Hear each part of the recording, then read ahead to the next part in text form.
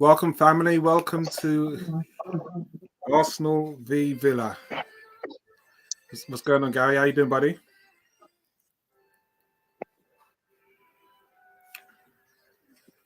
Gary, you okay there? Can you hear me? Yeah, yeah, I'm good, mate. I'm good. Looking forward to this one. A little bit nervous, but apart from that, I'm good. Well, let's see what's going on in the. Yeah, I can hear you, mate. Can you hear me? Yeah, I can hear you. Let's see what's going on in the chat. Hi there, Cam. Cam Delv says really interesting. Emery didn't put Diaby against Zinchenko. Still doesn't mean nothing because Bally is a good player as well. Our fullbacks need to be totally 100% on it today. Arteta in the stands. Yeah, spot on there, Cam. I think that's, for me, our fullbacks will help out Raya big time with the amount of crosses and shots that they have. And that's probably going to be our biggest challenge for this festive season. What about you, Gary? What's your thoughts there, Gary? Yeah, I think Ben White. He's prone to. Yeah, Ben White's prone to mistakes, isn't he? It's got to be error free from both fullbacks today. Error free for the whole game. Can't afford to give not an inch. Try and stop crosses because Raya's going to be targeted today after Tuesday. 100% they're going to throw in some balls, corners, free kicks. They're going to put everything on top of him. So let's see how he copes as well. But it should be. He's got all the ingredients to be a really good game. And also to show for Raya when the press is on. When we've got just three, there is a challenge there. Evening, Alex. Big up yourself, my brother. Had a good stream last night with Cannon Fodder TV on the Easy Talk. Good evening, 18. He says it's strange not seeing Apollo talking about the team sheet. What's going on, Vincey and Gary? Big up yourself, 18. Yeah, we're just here to protect Apollo tonight and give his lungs a rest. Yeah, get well soon, brother. Yes, my man. So Cam Delve says Villa had only 2 days rest. I'd be surprised if they go high press for 90 minutes, expecting a very quick start to try and score and then counter. So we should try to survive the first 15, 20 minutes. Yeah, that's a good point. 2 days rest is going to be a challenge to keep that level, to maintain us, to match us. What do you think, Gary? Yeah, I think obviously the effort they put in against City, was an immense performance, immense effort that went into that, mental and physical. So maybe after only literally 48 hours rest, maybe they're not going to be up for it as much. But time will tell, won't it? We'll see when the game gets underway what the situation is. But like I said, I think it's just about how we play. We're tight, we're compact. We don't really give a lot away. Declan Rice is immense in midfield. Havertz, he's like Declan Rice, but further up the pitch. He gets back, he wins tackles. So, we've got a little bit more than City this year we've had in Declan Rice. Player wise, and obviously they miss Rodri really bad. So I'm a bit more confident in our Villa at bay, shall we say. And then hopefully we can do some damage the other going the other way. Let's see. So what's your thoughts on the team sheet? We've got Raya in goal. Definitely there wasn't going to be no change there. White, Saliba, Gabriel and Zinchenko. Rice in the pivot in the midfield. Havertz and Odegaard midfield. Saka, Martinelli and Jesus. No real change and no real surprises there for me. Yeah, no, I think the team picked itself. Once Tommy is out injured, Zinchenko's always going to come in. Yeah, I think it's a big game for me for Martinelli. I think he's been in some good form, but the goals he needs to start to cash in the Premiership. So I'm probably looking for a big game from him today for me. Yeah, I think he also needs to get some assists under his belt, a few more. Evening, Tony. So I'm underway now.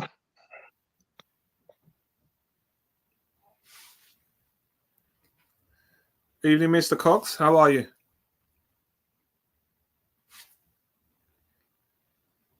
Arsenal on the break, looking for a fast start. Martinelli into the box. Oh, and he scuffed. It's Havertz. Oh, what a tackle that is.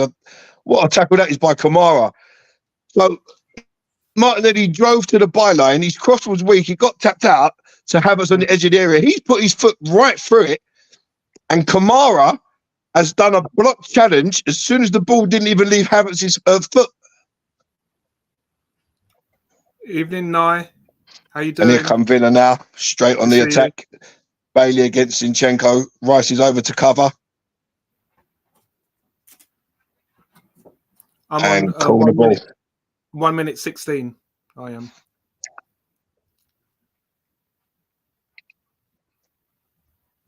Whoa, there's absolutely no room for Raya there.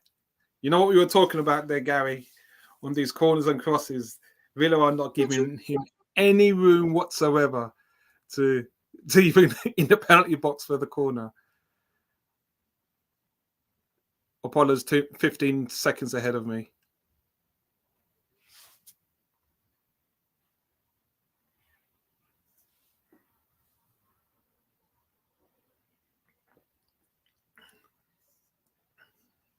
Corner doesn't even beat the first man.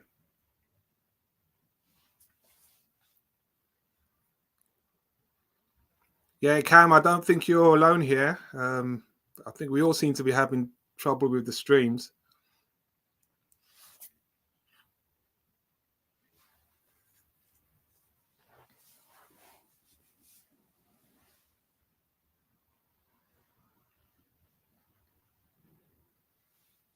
I think Apollo will be celebrating, but we won't be hearing, which may not be a bad thing, but he probably put up a goal before we know it in the chat, which isn't a problem.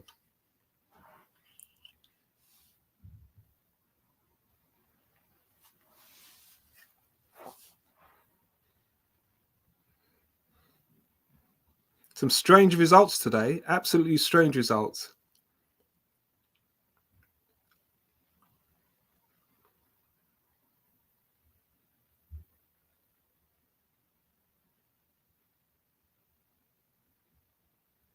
"18 says Ben White is a liability. I'm struggling with his poor passive defensive play." I think Ben, it's fair play to him. He did play quite well at the start of the season. Yeah, went a little bit off form, Tomiyasu coming in, but I think give him a few games to get back up to speed, and we'll see the form that we're used to with Ben White.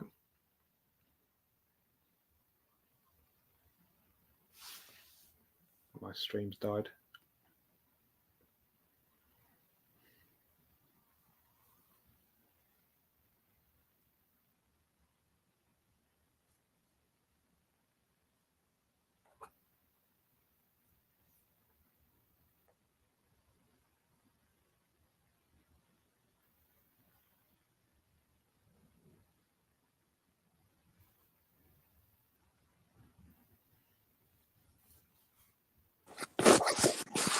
Afternoon, gentlemen.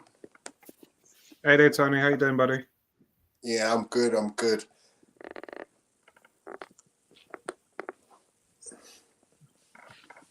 having stream problems. So it's not fun. So I'm at 408. Okay. I'm 433, but I'm going to have to keep refreshing.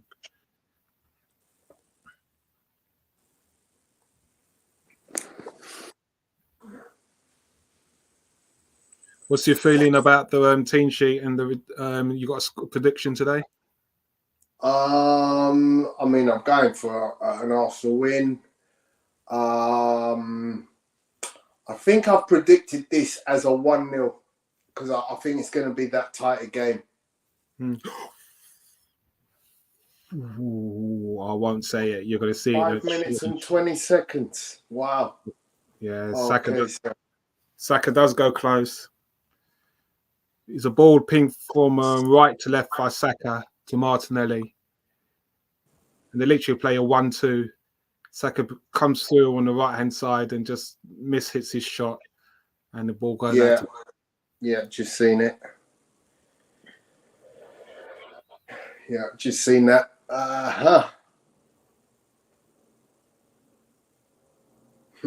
An interesting 1-2.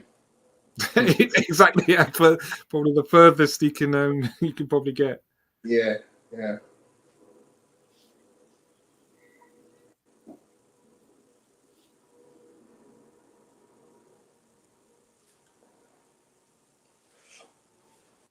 I'm just gonna go get my glasses. Yeah, I think Gary's got some problems with internet, and Polo is ahead of us. Down on the right-hand side, Gabriel's under duress. Or a beautiful cutback in. Beautiful cutback in from McGinn. And Villa cut through Arsenal. Cut through us. Down the flank. Wow. Cut through us on the left-hand side. Wow. The danger man, McGinn, scores. Leon Bailey with the supply. Too easy. Too easy. And I actually thought that would be where their goals would come from if they did score.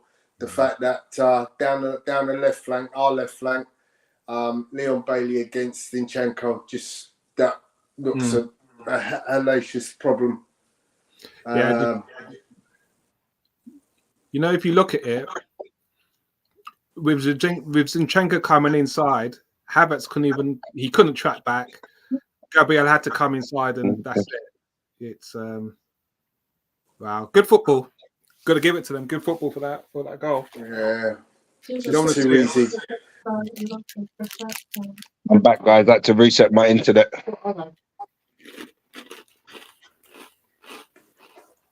Worst timing, Gary. Did you see the goal?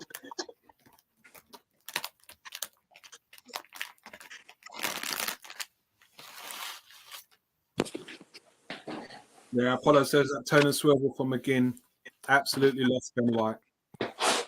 Yeah, I mean, Ben White's getting a few pelters at the moment. It was one of the first things we said, weren't it, Tone? That our fullbacks have to be on it today.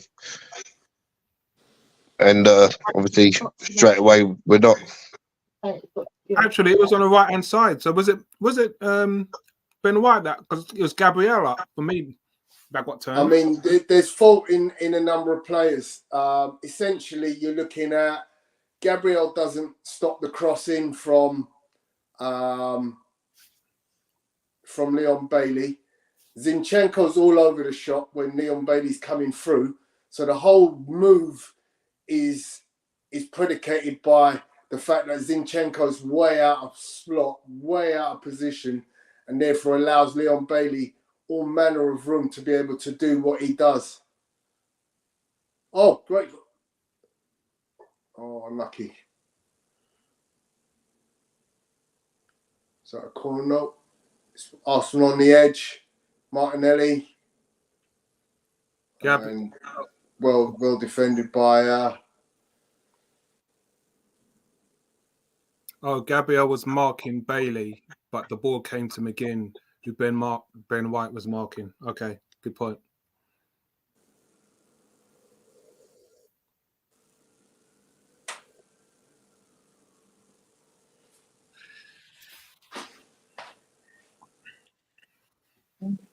This just makes the decision to overplay Tomiyasu even more stupid.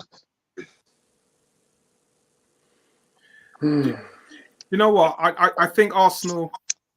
I think we have better balance with Tomiyasu. I just think we've had injuries, but I just think there's the for me the system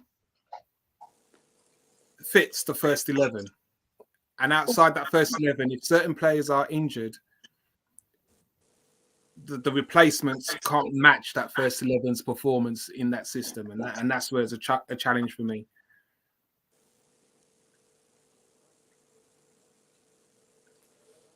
I mean, there are Just trying to get my stream back up now. There are certain positions where that doesn't carry weight. So, for instance, Tomiyasu can feel more than comfortably in at left back, whereas Zinchenko can play at left back. Tomiyasu is probably a stronger right back than Ben White is. Kivior could play equally at a number of positions in the back four. So again, you've got cover there. You clearly don't have anything close to Declan Rice in the centre midfield. And obviously nothing up front is close to Bukayo Saka. However, I think you could easily change Jesus for Nketiah if you want to. I think you could easily change Havertz, Trossard, if you want to. So I do, to a certain degree, agree with what you're saying, but I do think there's more players able to do stuff.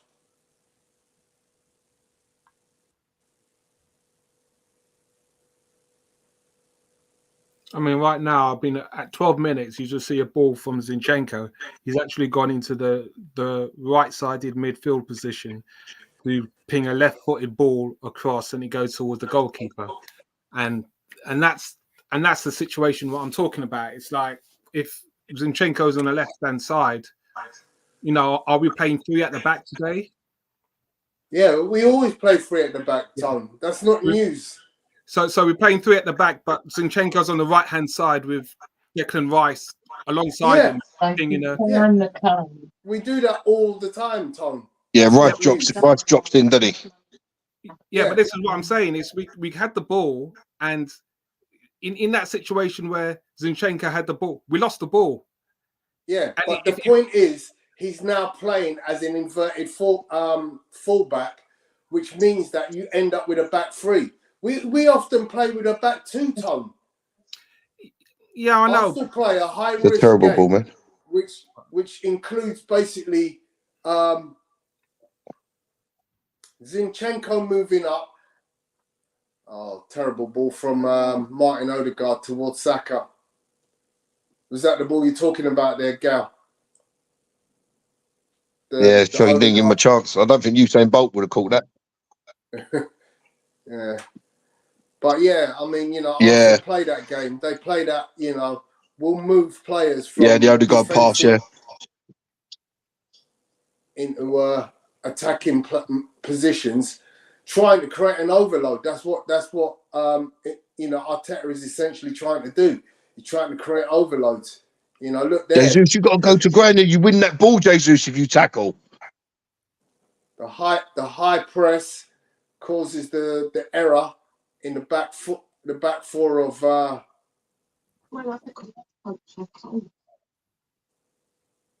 back on side. That's a simple ball.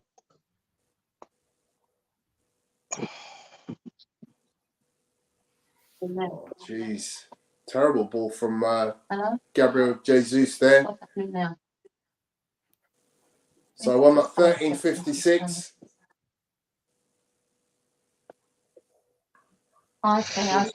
14:30.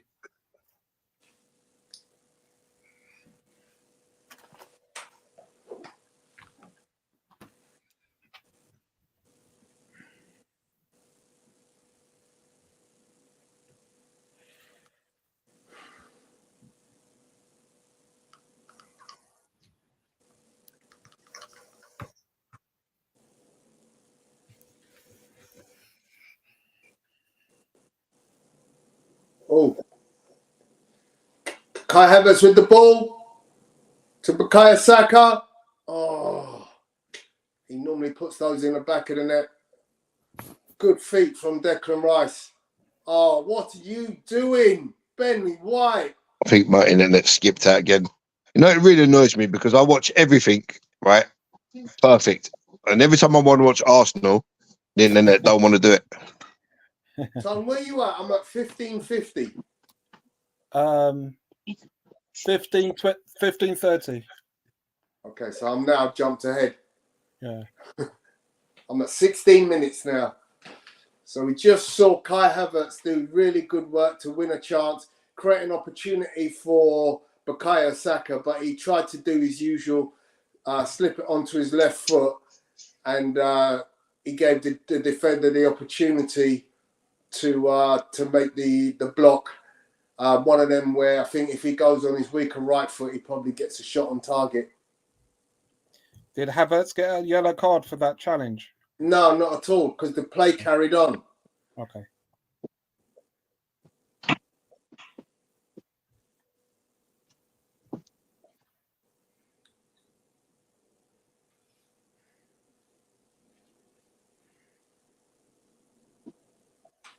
Well played, Saka. Come on, internet, sort yourself out. What is going on today?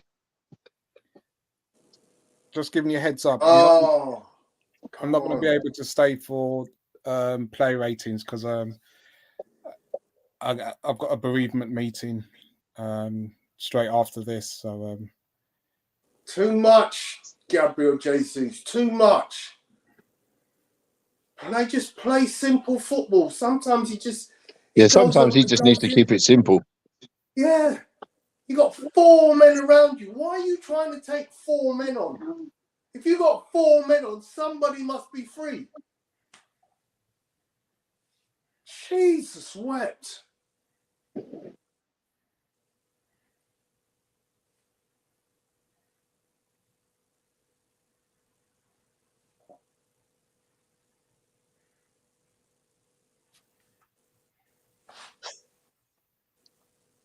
Beat the press well there. Go on, one more. Ah, too late. It's a terrible ball, Martinelli. What minute you on, Oh my, what? Well done. 17-10. Oh, you're about a minute behind me then. Apollo says this has moved into a game of chess now. Declan Rice is dropping deeper. I don't think he's dropping. I think he's that's his natural position. Yeah, but this is the problem that I have. It's like, Go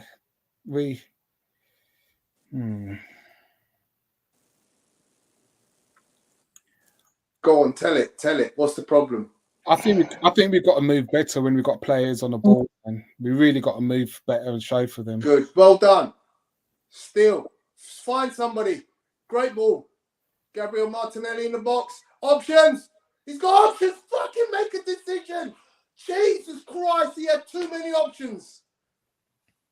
He had so many options there, and he chose to hold the ball until the defender came back. Jesus wept, man. That's his indecision, though, Tone, isn't it? Oh, man. If he plays the ball, there's 3-4 players in the box to choose from, all of whom get a shot on target if he just plays the ball. But he dallies and waits for the defender to come in. Okay, he's back on the ball. Good cross, but it's into the hands of Martinez. I was saying about a minute and a half ago to myself that he hasn't started the game well, Martinelli. He really hasn't. Well, he's having a bit of a poor season by my standards. I think when you consider that, he's only scored 2 goals. The shizzle's driving me mad, bruv. Yeah. Yeah, it's... Did you turn the heating off, Lowen? You expect more from him.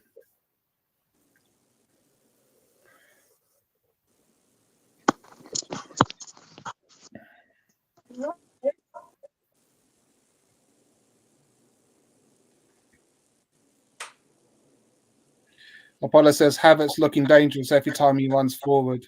Yeah, Havertz is definitely finding some space now.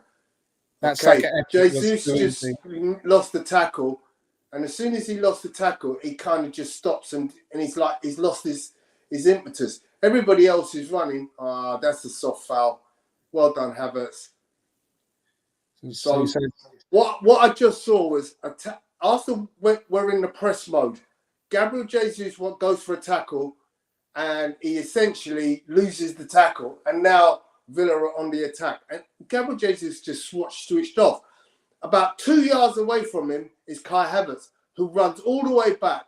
And I know he fouls the fella by pulling his shirt. What he done was he made up the ground. You know, it's little things like that where you got to go, you know what? Well done, Kai, for actually running back and defending. Yeah, we needed that for that first goal. You need good foul to give in that situation. Bertram, you're going to join us? Bertram says we are missing Xhaka. We are not missing Xhaka. I'm quite confident of that.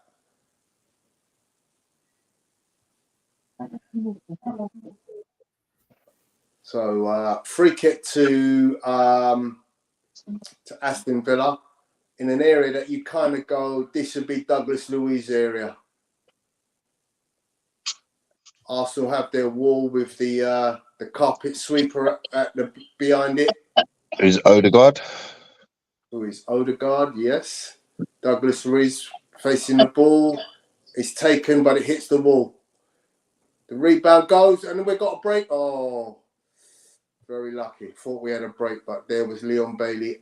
Unbeknownst to me, was it Leon Bailey? Might have been Consa. Bertram, I've sent it to you. Good evening, Daniel. Big up yourself. Daniel's a little bit vexed. Kiss my teeth. Yeah, it's one of those evenings, Daniel. What about the foul, ref? Evening, Bertram. Hope you're well. About those Giants. It's a mad rush for that number one seed, isn't it? Yeah, well, the Bills play the Chiefs tomorrow, right? Yeah. So, I mean, as far as I'm concerned, Ben White, you're tragic. Oh, go on, Odegaard. Go on, Odegaard. Oh, too wide. Get back. Ben White's there. We've still got a tough run in. We've still got 3 tough games. Dallas, Ravens, and Bills. Yeah. But the Ravens also have tough games. Yeah. I think the Ravens play the 49ers this weekend, if I'm not mistaken. Yeah. Go on. Oh. No, why does no one get across the near post, though? Daniel says there's a comment. Oh. Daniel says there's a comment of mine saying I wasn't going to watch today. And look, early days. But wow. Bring the good luck. Foul for a great little move there.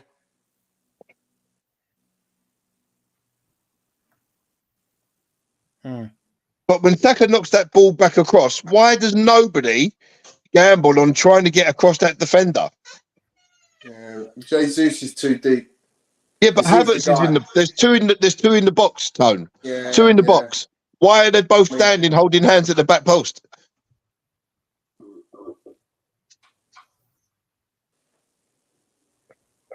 That was a push in the back, though.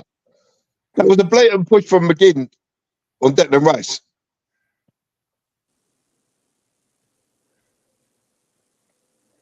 Go on, Saka. Turn out. What was that from Saka, man? Yeah, not good. Apollo says he's struggling to speak. He's just having a conversation to Daniel. He says Villa are wide open. How did Man City have only 2 shots all game against them? Arsenal will score no fuss today.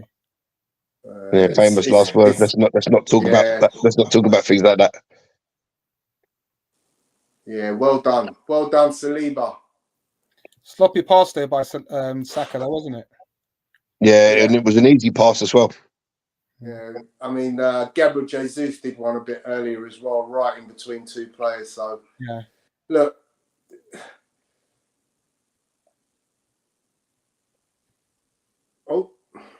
foul by Jesus on Lucas Digne.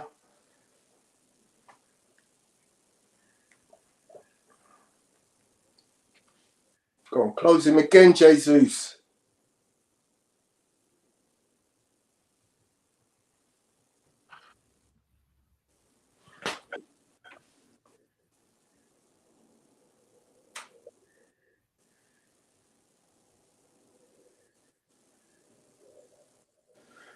So at 26 minutes 30, Arsenal. Oh, Emery let the ball run under his feet, but he was way out of his goal, luckily. Control, nice. Back again, yes. Options. Cam says Odegaard needs to be quicker and more decisive around the box. He says slows it down too much, so much pace, and our attacking players decided to take a day off, for fuck's sake.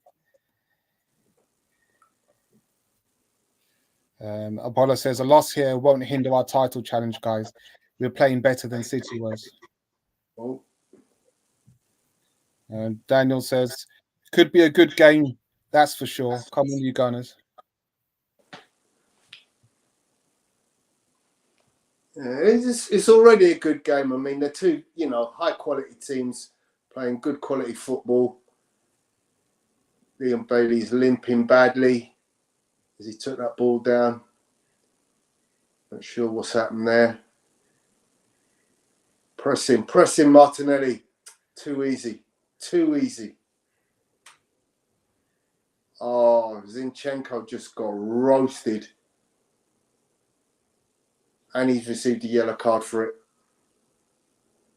That is the bad side of Zinchenko. Literally, he got turned like a kipper.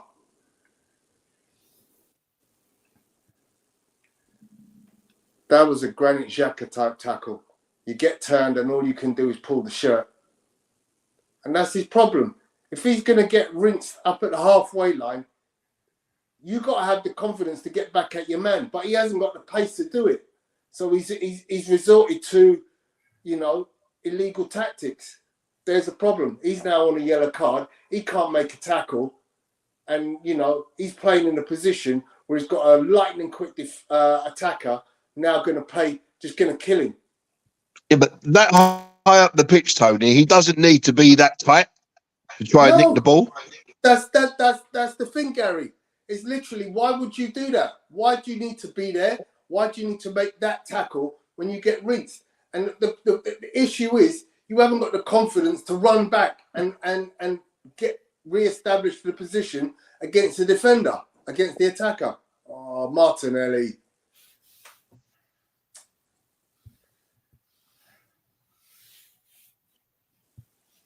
The problem here is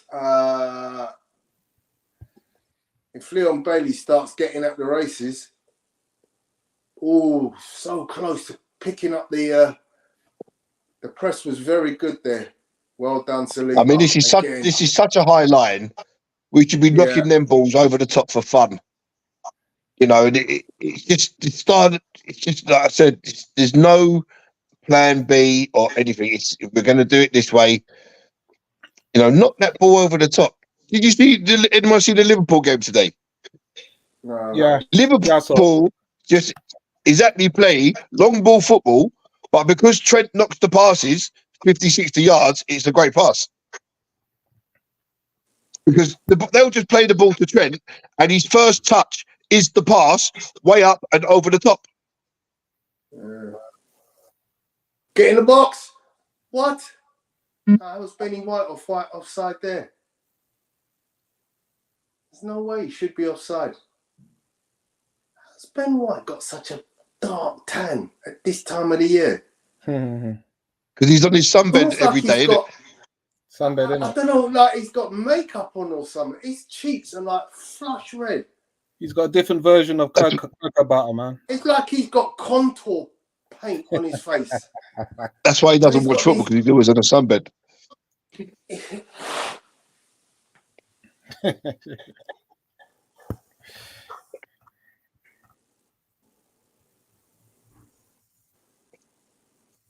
See, another great little part of offside, but another great pass in the middle. We just got no one in there all the time. Oh!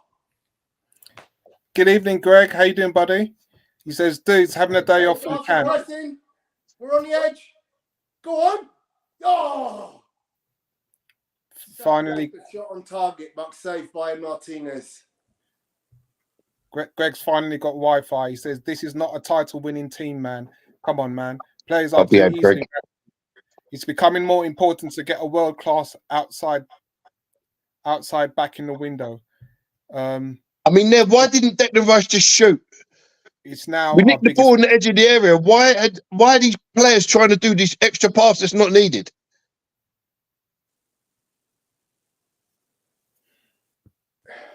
It is the way, though, isn't it? I mean, that's what Arsenal do. But Tony, there's the way, and when it's needed, and when it's not needed, it's not needed. You run onto a ball 20 yards out, 25 yards out from 20 yards out from goal.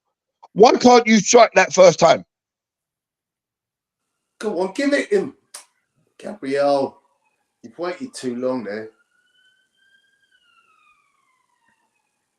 Move the ball quicker, Gabriel.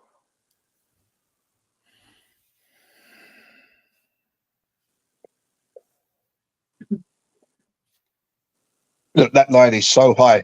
A little ball over the top. Martinelli's in a foot race. Yeah, somebody's got to exploit that. Somebody has got to exploit that line.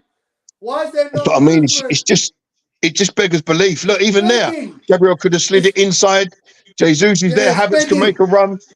It's absolutely begging. I'd move Martinelli inside because he's clearly the fastest player, and you've got to take advantage of the fastest player in a position where we can do something. Yeah, but if no one's going to knock the ball, what's the point? Doesn't matter if you've got Usain Bolt up front, mate. You ain't going to play that ball. Oh, unlucky from Odegaard. Greg says, we've got to give our shirt back to Ramsdale or buy someone in January. This rate experiment could be what kills the title run in this year. Oh, please stop the nonsense. I know Apollo sent that data on the forum, so get someone else in. People who are anti-Raya, I just can't get it. Just give the guy his credit and just say, look, he's a better keeper. Yeah? The data proves it. And ultimately, let's just get on and let's just back Raya, man. Stop it. Ramsdale. It's getting benign, mate. It really is. He's a good keeper. What the hell? So you see, Odegaard shoots from the same place that Declan Rice was in. Yeah. But the ball was actually moving towards the goal, not across the goal.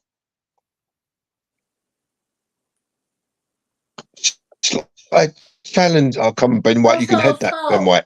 How's that a foul? Yeah, that's a silly foul, man. That's a stupid foul from Saliba. Doesn't need to do that. I was thinking of the first one from Declan Rice. If you're ahead of me, I'm on 34. I'm at 33. No, you're ahead of me. Yeah, so you're going to see a foul by Declan Rice on McGinn. And it's like, what am I doing? I'm standing a man up. And the referee calls it a foul. I'm standing a man up. Cam says Villa are playing it out of the press smoothly. We normally get away with those scenarios. Oh, yeah. Oh, we're so close. We are knocking on the door here. Yeah, McGinn's trying to get a yellow card off Rice in that situation. It's ridiculous. It's never a foul under no circumstances.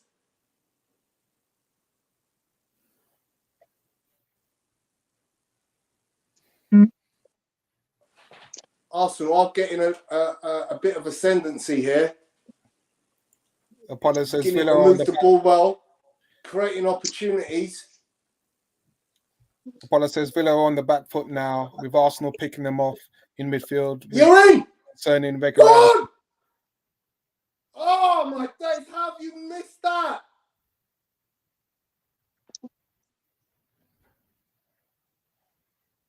No, Gabriel, what are you doing? Oh, Jesus, wet. Jesus, you're doing too much. Again, that's a shock. Too much. Unbelievable. You know, I mean, listen, I know Jesus brings a lot to this team, but when he plays, we have no presence in the box. So 2 opportunities came up there. Martinelli is in a fantastic position, 1-on-1 against the keeper. All he has to do is that's the first keeper, ball. but then he lofts it too far. And then the ball comes out, finds its way to Saka. If Jesus had a left foot, he could have just pinged that when he came inside. No need to come back in on his right. Great opportunity. But that ball that released Martinelli has to be played more. Yeah, definitely. Yeah, for sure. Well, it's the first time, 35 minutes. First time we played it. Yeah, they're listening to you. I agree. They're listening to you because it was definitely on the cards. Apollo says we should have scored. We were a lot better than them. We are drilling Villa and they can't pick us up. Our wingers aren't being doubled today, which is the first. Oh, that's never a foul. That's never a foul. Oh, well.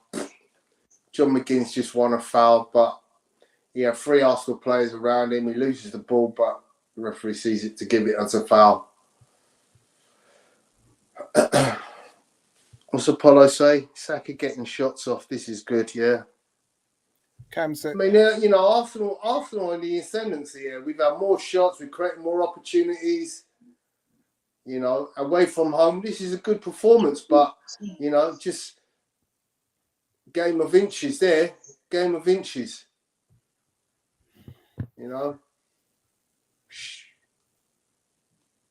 I would say the way we're playing, we're good for at least an equaliser at some point here. Go on, give it!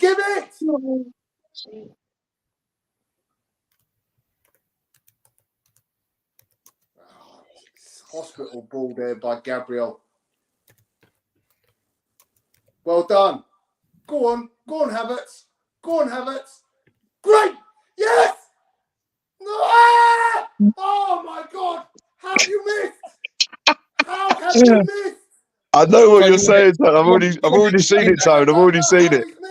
You want to explain that because in my head that's a goal. You better explain. Oh my God!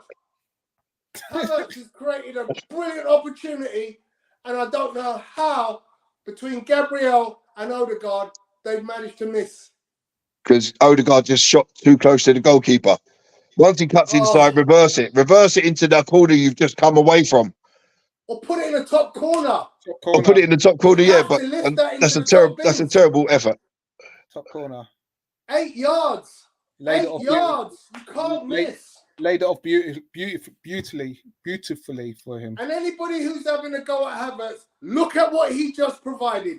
That's a goal. That should have been a goal. Brilliant ball from Havertz. There's no way we should still be losing. No way. Definitely on team on top here. Going into the half. How long left? 5 minutes. And you know what I feel? I just feel if Eddie Nketiah is on the pitch now, we scored a goal. As much as I like Gabriel, I share them feelings, Tone.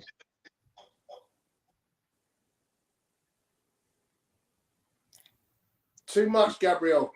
Too much. You've done it again. Just pass the freaking ball. Great save from Raya. For anybody who hates Raya, he just. Oh, Tone, that was struck straight at him. My 11-year-old could have saved that. He's still got no, because what you have to realise is he anticipates where that ball's going. Doesn't anticipate nothing. He struck right to him. He was offside anyway. Yeah, I get that, Gary, but he's still look at his starting position. No, shush, be quiet. He was struck right at him. Yeah, but he's Gary. He was onside actually. Yeah, how was he offside there? Yeah. He can't score with you on, can you? Lost my stream.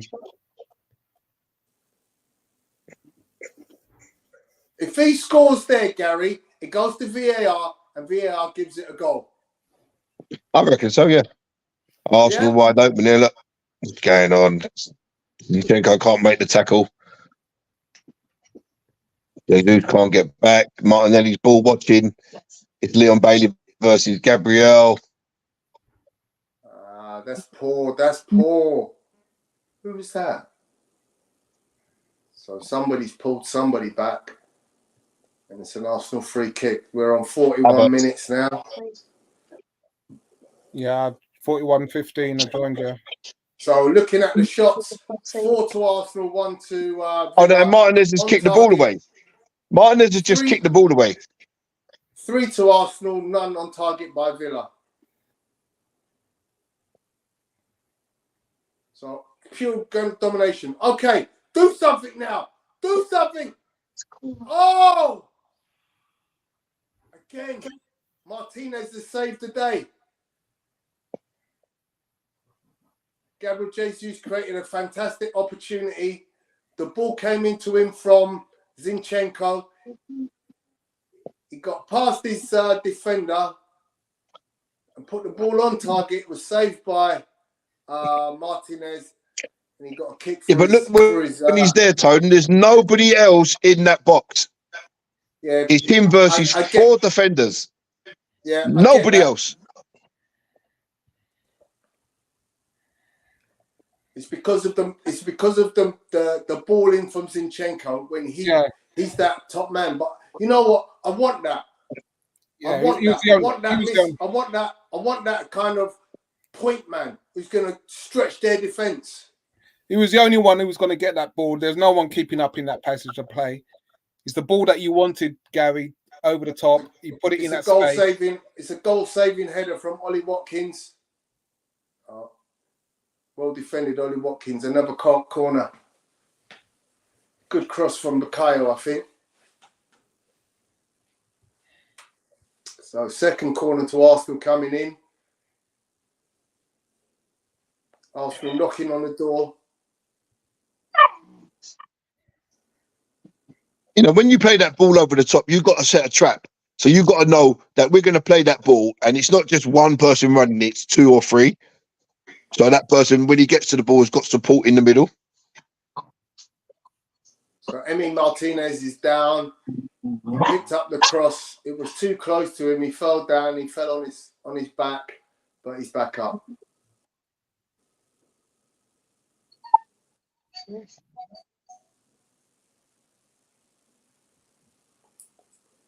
No foul on Declan Rice by Powell. But they just showed it.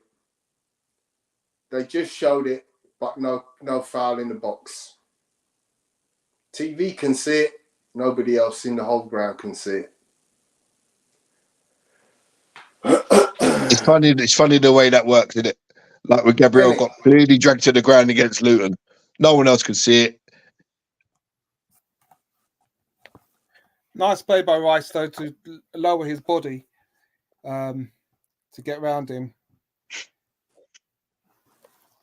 I don't think it's enough for a penalty. Nah, me neither. But that's what you got to do in those situations. It's bloody hard at corners just to get any space, you know?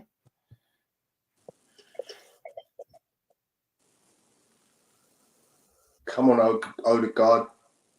Got to follow that press.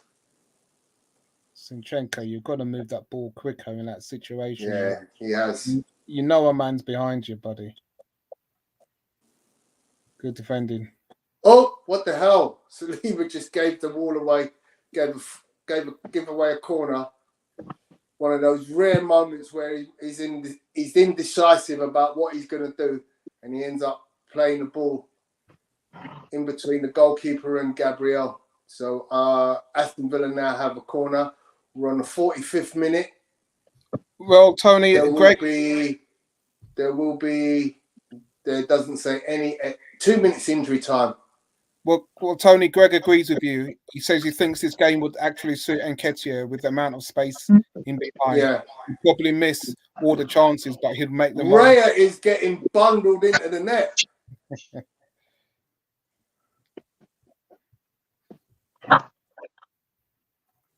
So we'll see. Let's see the first change. Can't let him down. First change that we need second half is Nketiah. That's who the call for. I think so. Surprised the Apollo hasn't typed it in. Surprised That that will the never follower hasn't happen. typed in his preference. Foul there, thank you. Well done, Kai Havertz.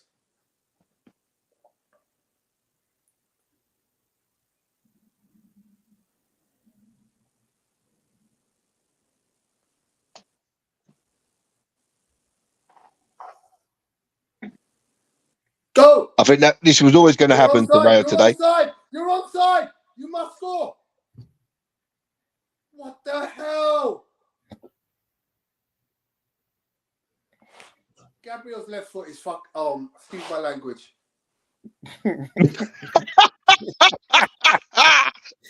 Is what? His left is what? Get that beat machine out. It's only speaking. I can't believe beep, beep, beep, beep, beep, beep, beep, beep. You know, Gary, we were talking about this, I think, midweek or some other time about how Gabriel Martinelli just never does anything on his left foot. Yes. Listen, when you're playing at this level, you know, you should be able to do basic things with your opposite foot. Basic things. Like knocking 10, 20-yard pass, shooting from close to range. You know, you should be able to do basic things with your weaker foot at this level. It's kind of a mystery how we haven't scored in this half. Oh. They're now starting to test that high line. They're now starting to test that high line. Yeah, but the stupid thing is, though, Tony, they've done it 3 times in 45 minutes. It's there every single time we have the ball. Yeah. But like I said, you need to set the trap. It's no point one just running. You've got to have 2 or 3 so that person's got support in the middle. It's half time, guys. Oh, frustrating half, but I'm pleased with what I've seen. We have created a lot of opportunities, and we've been, to me, the better team. We have created far more than Villa, but we've got caught with, you know, a good counter strike.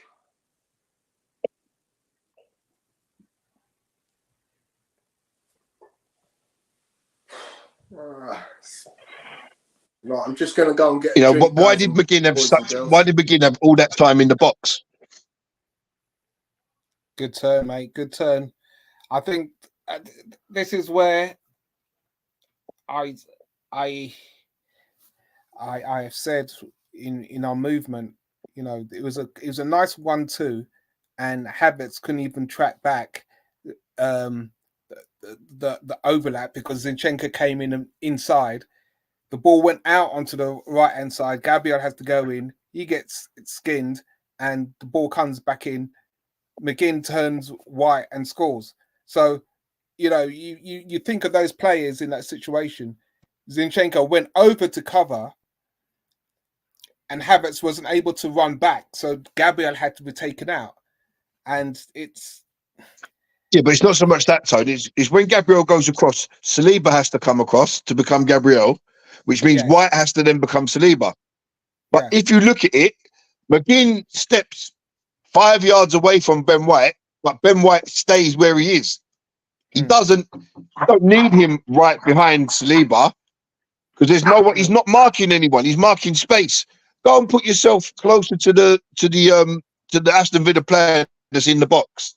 You know, put yourself closer. So when he turns, you can be there to block a shot, not 10 yards away where he can turn and get a free shot at goal and score. I'd like to see how that happened because if Ben White's on the right back position, I want to see how he crosses Saliba in the passage of play. Because if you look at it, he was too close to Saliba, and he was behind Saliba, so he's marking a space where there's nobody there. But John McGinn is 10 yards in front of him. Now he can't go out 10 yards because if the ball does deflect past Saliba, he has to be there to clear it. But what he can do, you think, right, well, Saliba's got this covered. There's no one behind me. Yeah, there's no one over there. Can I step out and touch? So McGinn got his back to goal. So with his back to goal, you can step up. So when he took that first touch of the ball, you're right behind him. By the time he turns, you block the shot. When you're standing off 10 yards and he turns, he's then got a free shot of goal. And if you look at it, Ben White couldn't even attempt to block the shot because he wasn't in the right position. So he couldn't even stick out a foot. You know, he couldn't even dive, like throw his body like a la Martin Keown style to block the shot with his head because he's too far away. So at some point you've got to think, well, I'm marking space.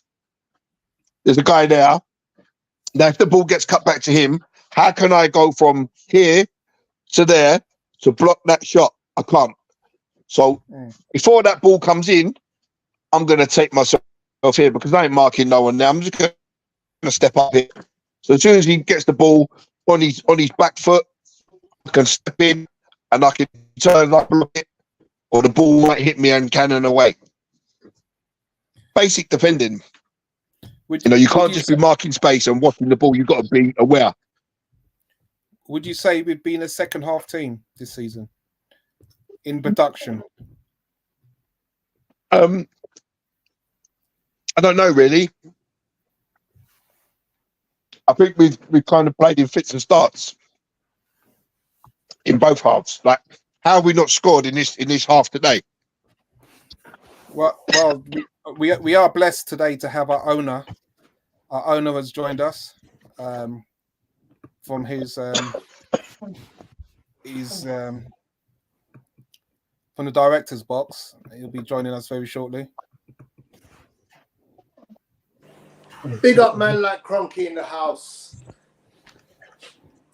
How we doing, Stan? I think he's just sorting out his headphones. Emerson says halftime, Arsenal 0, Crew Alexander 1. Yeah, them ones. Them ones. And Cam says, how are we not exploiting this high line? I think it's something that we've definitely in the last 5-10 minutes of the game have really tried to exploit. Been in some good situations. Put a lot of pressure now on Martinez.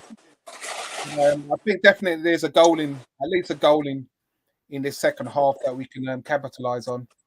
As Gary said, the pace it looks like Villa have seriously dropped off of the intensity and the pace that they started the game. But we are really all over them with good scoring opportunities, good pressure.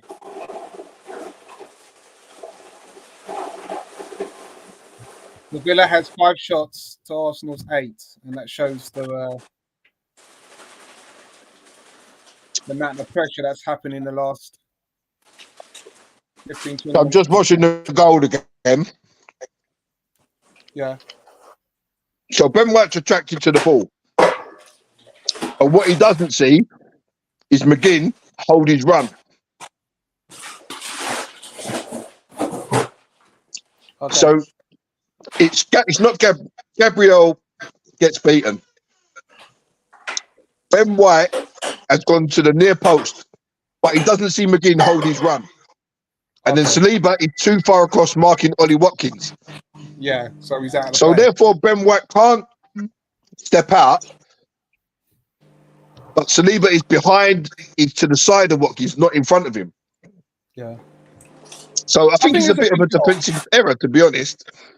Yeah, I think it's a goal. I mean, I want to give a lot of credit. In attacking situations,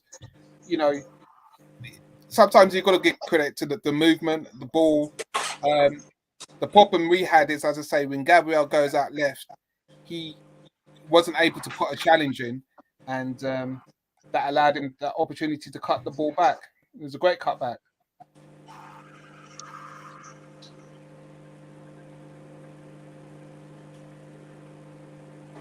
Just watching some of the Arsenal chances now. How we haven't scored a goal. It's been that chance that Martinelli had when he clipped it over the goalkeeper. Poor touch. Yeah, definitely a poor touch. Because if he clips that over like Ozil does in the Europa League, You know, he's got an open goal. Open goal. I don't know what you know. You literally just lift the ball over the keeper. The keeper's come out. Just lift it over him and But even saying that, Tone, once he gets put through, everyone's just like Jesus. They're all content just to watch him go. No one's busting a gut to get there in case he has to cross it from the byline. No one's breaking their bones to actually get up beside him.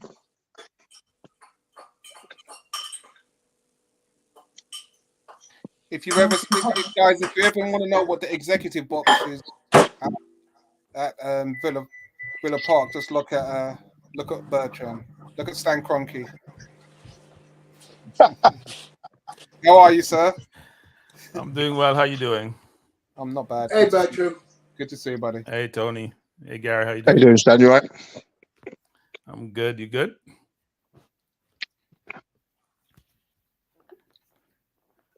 Let's hope we have a better second half than the first half. I can't hear Tony's talking. Give us your breakdown. It's not a complex game. We're the better team. It's very obvious, no matter how good they've been playing. The play to Martinelli is their all game. They play a hybrid press, semi-press. They are 10 yards behind. They're playing 10, 15 yards between after our half line and their half line. There's a whole gap in behind them. What you need to do is stay in your own half and start running when your team is going to make the pass, which will prevent you from being offside. There's a lot of room to get behind them when you start your running. Don't try to play on the edge because they're stepping up. And they know VAR will call back offside. Not like in the old days where where the offside may be missed. It's not going to be missed. It's always going to be checked. So stay in your own half. You can't offside in your own half. Start the run. When your man try to look down to make the pass, your momentum is going forward. Their defender is backwards to their goal. Can't turn fast enough because your momentum is going. Play the ball just over the top. Between the keeper, half between the keeper and your defense, you're in the entire game. Martinelli, not Saka. Saka is not quick enough. The entire game that plays there. That's how Villa plays. That's why they got crucified against Newcastle when they play Newcastle. We're just playing the ball behind them and get their all game. Torres not quick enough. Konza not quick enough. I'm not sure why we haven't exploited that all game. Right? Because that's how they play. And they're not putting enough pressure on the ball. So you don't have a chance to play the ball over the top. I'm not sure why we're not doing that. That plays there all game. And Odegaard should have scored, right? So if you look at the half, they started off really good. But as the game progressed, we started taking over the game. We haven't had enough chance on goal, but we are having more possession of the ball. We're trying to play sometimes too cute, frankly. They're looking to hit us on the counter, in a sense, to try to get Holly Watkins one-on-one with Saliba or with Gabriel. Bailey's not having a good game, even though he had an assist. He's holding on to the ball too long for them. And they're playing 4 midfielders across. So we have a chance to hurt them, but we got to take those chances. And my winger got to beat somebody in some game at some time. Yeah. I think you're right there, Bertram. This simple football wins this game. We don't need to be too elaborate and try and be too clever. Simple football wins this game at a counter. Yeah, their defense is not quick enough to play that highlight. We can do that with Gabriel and Saliba. They don't have the speed to do that consistently, given we have a Martinelli who's very, very quick. Jesus and Saka less so, but I think Martinelli can get behind all game and score or set up a goal. And the ball he had, I thought he was offside actually when he got away. Yeah, I think he was also trying to. Yeah, he was trying to score. I don't think he was trying to beat the keeper. I think he was trying to score. But I think we have a chance to win the game.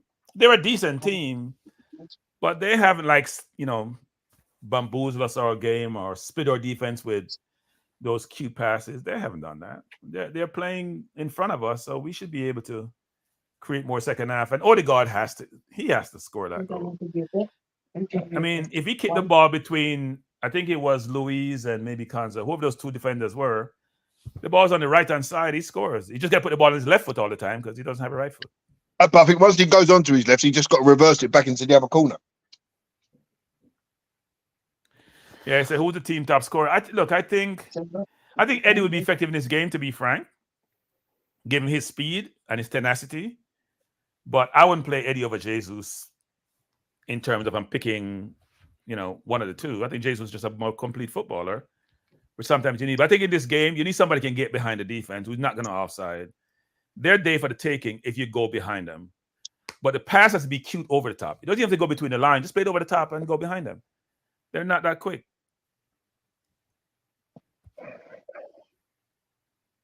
Need some quality finish info. Some sort of better team. Yeah, it's there for the taking. I mean, they're a good team, but we're a better team, frankly. Do you think it's a case of calm heads in situations, and there's a little bit of anxiety and rashness in decisions, in thought? No, I think they're a good team, and when you play a good team, it becomes difficult. They pack their midfield. They play like a hybrid 4-4-2. They don't really have a left winger. Because McGinn is playing over there.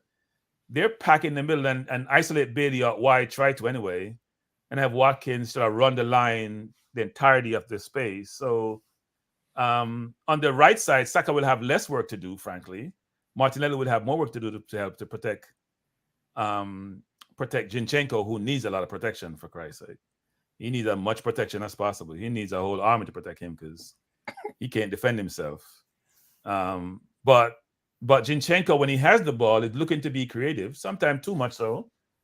I'm gonna come back at game time, gentlemen. Okay. All right. Thanks. What's going on, Guna Matters? Big up yourself, man. Thanks for joining us. So immediate substitution. Leon Bailey, who was struggling a little bit, has been replaced by Moussa Diaby. Yeah, that's what you call it. It's even worse than Zinchenko. It is. Fresh legs and a killer at that. Wow.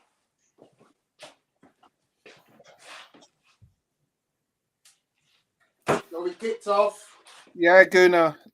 Likewise, we both went for 2-1 Arsenal. So, second half, as we've said on the stream last night, that we tend to play better second half, so we'll get it together.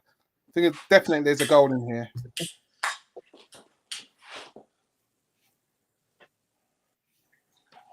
The Potter says, yeah, what's going on, Glenn? Good to see you. Second half kickoff. That ball's there all the time, man. Play the ball. Martinelli's in. Come on, Martinelli's in. Oh, no. Couldn't find the pass.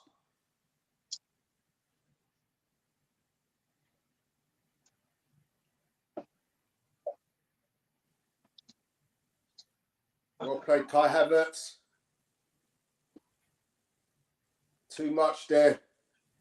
Jesus, too much. He's looking for a penalty, but I don't think he's got a chance in hell of getting it. The press is on. Get it. Yes, you're in.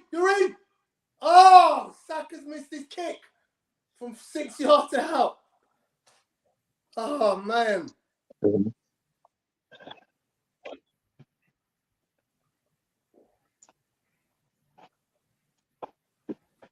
Yeah, I just saw that. Is that a good shout for a penalty? Is it a good shout for a penalty? But that's a decent shout for a penalty. He kicked his leg.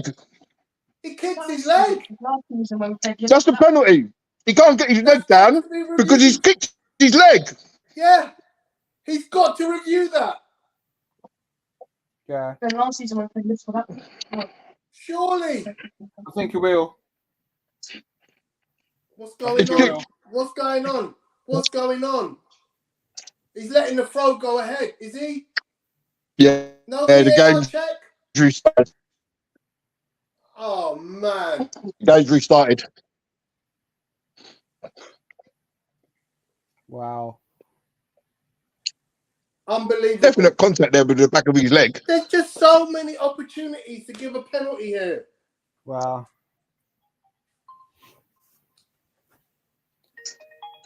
Sorry, guys.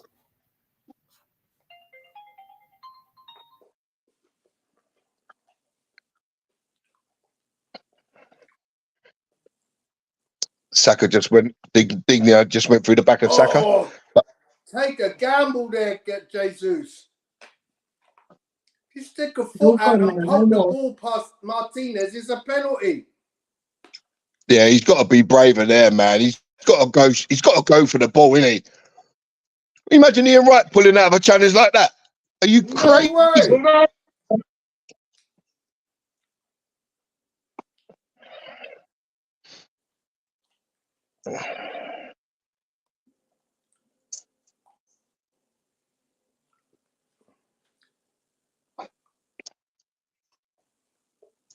I'll tell you what, boys. Look at the work of Kai Havertz. He's everywhere making tackles in the right Oh, places. Martinelli, what have you done? Oh, Marley just give the ball away. Stupidness. Well done, Bukayo Saka. Well done, Declan Rice. And we're out. Crossfield pass from Ben White. Martinelli's God. down. Take him on, Martinelli. Just drive. Why are you trying to check back in? Because he can't Just do anything drive. with his left foot. No Yeah, left but foot. Tone, he could knock that ball with his right foot past him. And Concer's out the game. He doesn't need Terrible. to try and check back in at that precise moment. 100%. Look, he's got the ball. He's there. All he's got to do there, knock it now. 100%. He's trying to nutmeg him. Yeah, he doesn't need to. The ball's past him.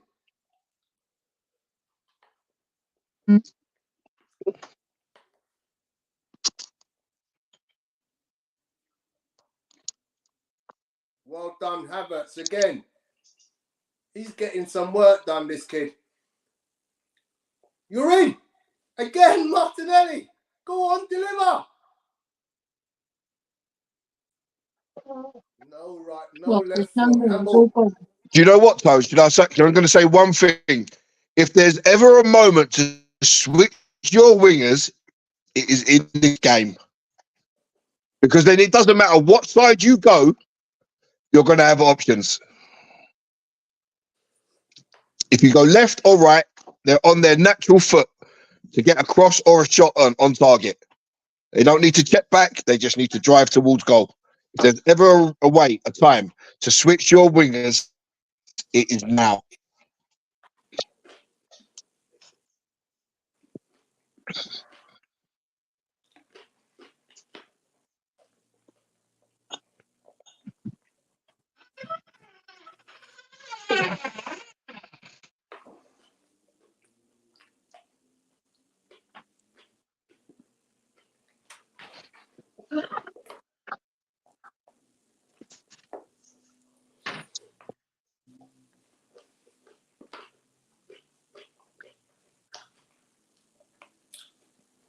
I think I've actually got this down as a 1-1 on my predictor.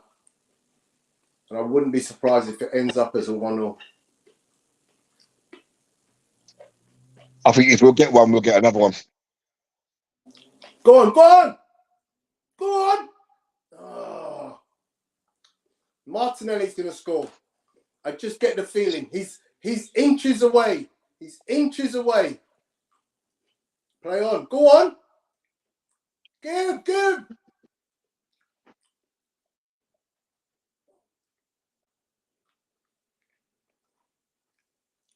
Why do I feel like Emi Martinez has held the ball outside the area when he kicks the ball out?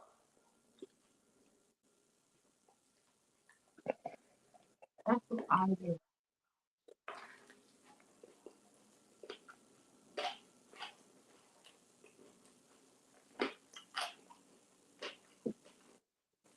That ball is there. Or Jesus, stay up front. You don't need to drop in there, Jesus. What a run! What a run from Havertz there. Didn't get Go on, Saka. the ball. Referee, yellow card. 100% yellow card. Saka rinsed Lucas Digne, and that was what we want to see. We want to see him taking on that player. Now he's in trouble. Nice and boss today.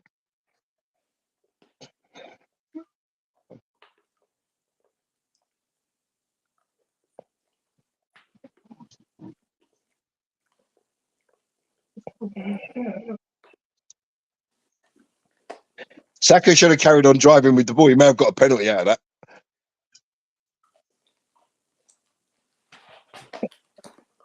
So I'm predicting we score from this.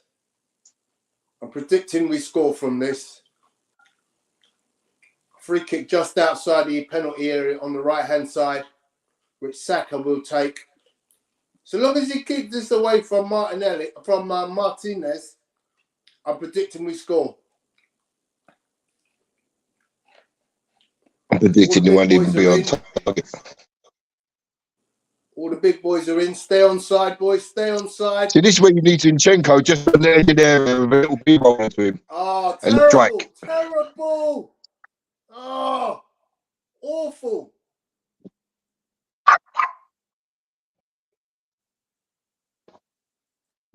What is that? What the hell is that?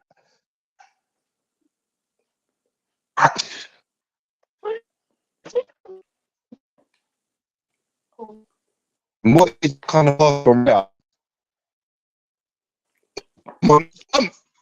Havertz, you're 6'3". Jump for the damn ball, man.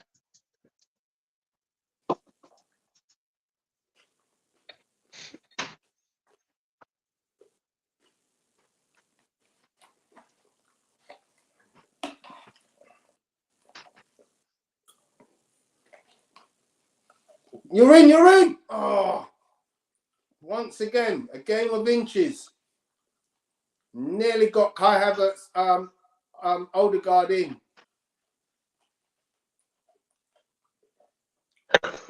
Deliver, deliver, deliver. Oh, crimes. There you go. Go on.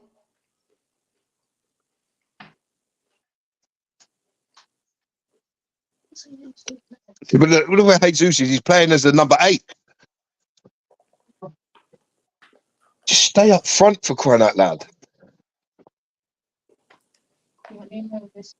Corner ball. That's it. Perfect. What a ball that is. Ben White, you've got to do better there, Ben White. You have to do better than that. Yeah. Arsenal always have that overlap on. Always.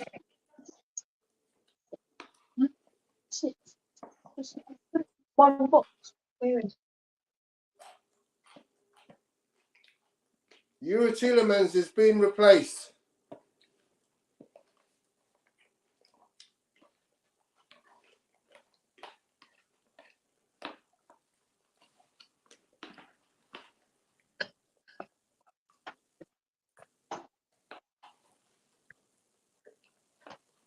Tielemans been replaced by Jacob Ramsey. You like Jacob Ramsey's home, don't you? I do like Jacob Ramsey a hell of a lot. He actually reminds me a lot of Aaron Ramsey.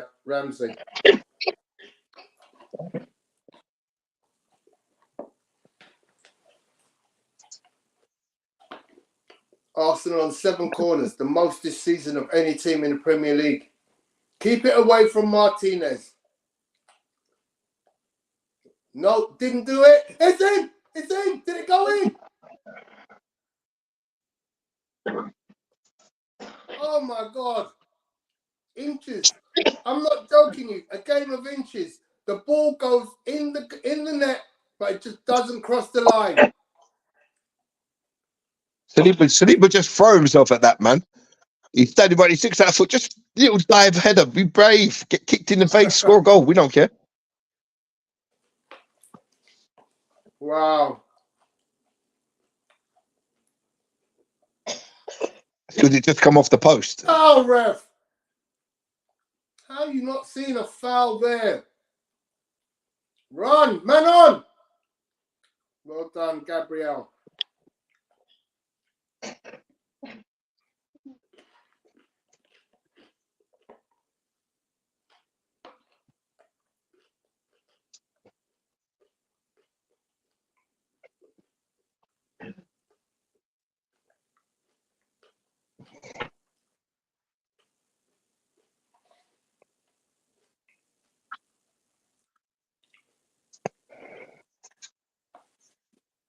The ball is there all the time, man. We just got to be brave and play. Go on, go on. Odegaard's Go on, down. Havertz. Yeah. Oh, my God. How's he missed again? Oh my God.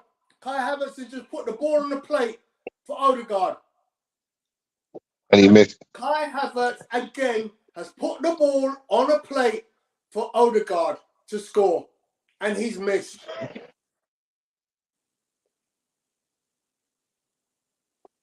The thing is, Literally, Tony, side he foot could the even ball take a into touch. the net. He could even, Side foot the he ball could even into take the a net. touch there and steady himself.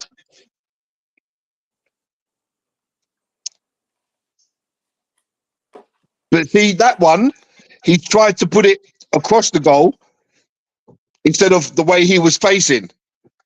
And in the one that he should have put across the goal, he put it the way he was facing with a weak shot. We should be in the lead now. We should be winning the league. It's not even. If this was a boxing match, it would have been stopped. If this was a boxing match, it would have been stopped long time. It's Eddie time. I'm sorry. We need a presence up front that's going to make runs in behind, not keep dropping into the 8 centre circle and picking up the ball.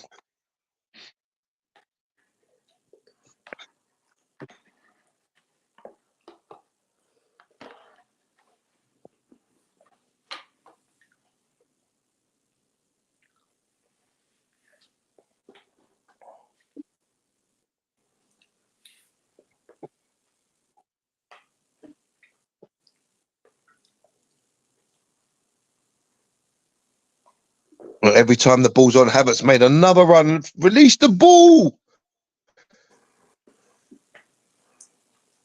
I don't know why Saka is so on the touchline. Come inside.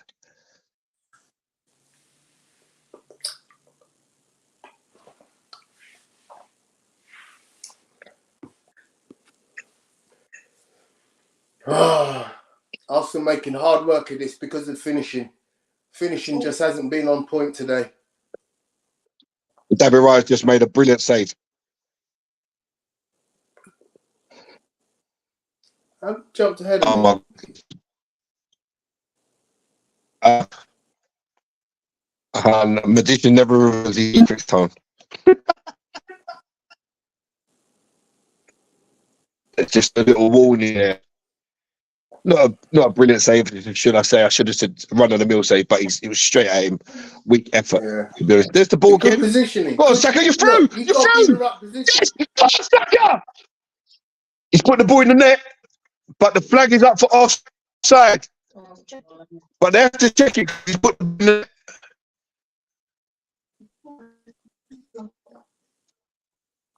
net. Let's see. Let's see. They've got. Let's see. No, it's this guy here. It's this guy at the end, Conser. No, it's Conser, the 4 here. This guy.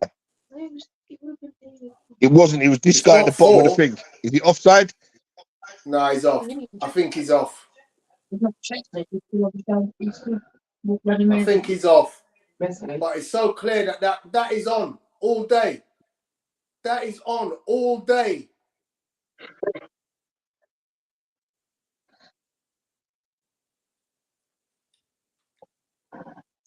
And he's kicked the ball away. Look, he's kicked the ball away.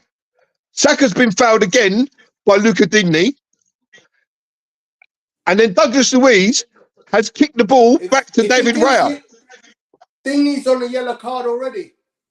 Yeah, and Saka's on the ground. That was a bad challenge.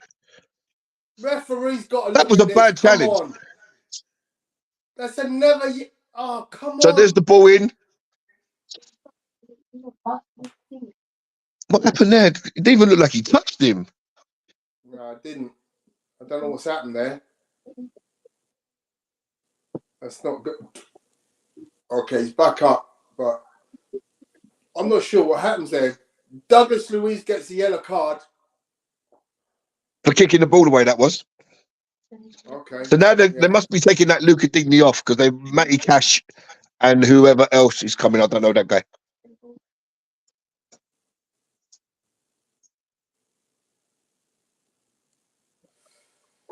Saka is hobbling badly.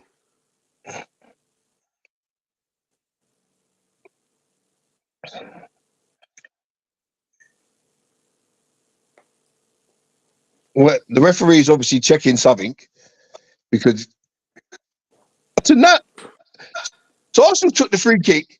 The referee's blown the whistle, and then they put the ball back, and he's blown the whistle and allowed them to take the free kick again.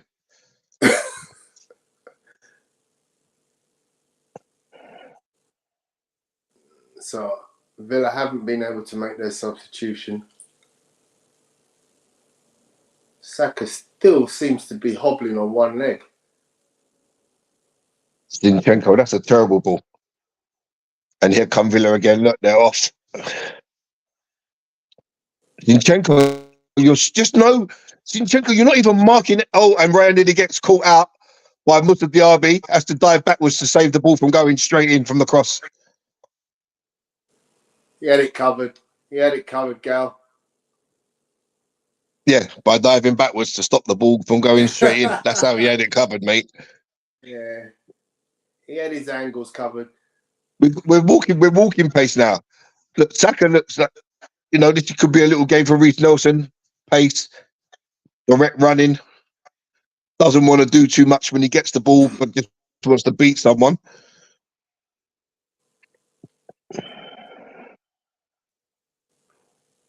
So we're at 65 minutes now, or 64-30. Arsenal again having the majority of the play, knocking on the door, creating lots of opportunities. The Villa back 1, 2, 3, 4, 5, 6, 7. 7 in a line. the Villa back 7. The Villa back 7 are very high. Somebody has to make a run. That 7 is so high. Get the corner. All right.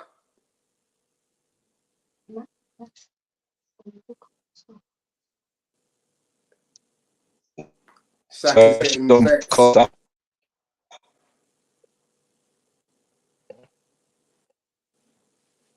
So now Villa going to make their changes. So Digny's coming off for Matty Cash, as you said. No, Gonza for Cash. Oh, and then Kamara for Dendonka. Oh. So they're leaving Luca Digny, or however you say his name. Yeah.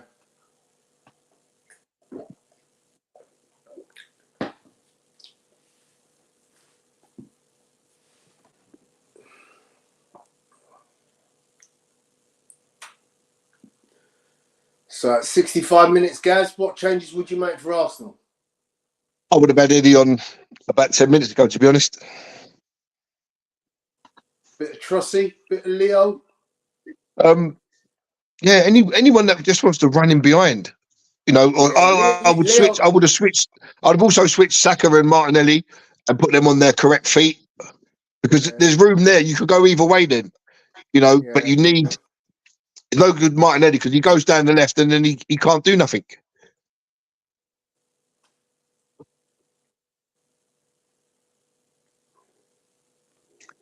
Jesus, get up off the floor, Jesus. Crying out loud. Spends more time on the floor than a man with no legs. A man with no legs spends more time upright than him. Keep it in. Ah. Now we have multi-ball.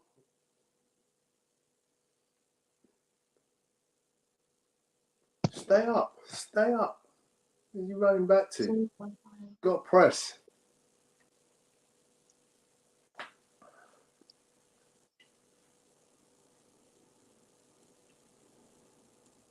What's happening, Lil? It's not doing well, Lil. I know. Shocking, isn't it? That's a foul, ref. Another save by David Raya. That's a that was a because that was a tap. It's a decent way. He got that away from goal. He pushes it right back to the other side, and if Moussa Diaby follows that through, that is a simple tapping. Yeah. Who's that?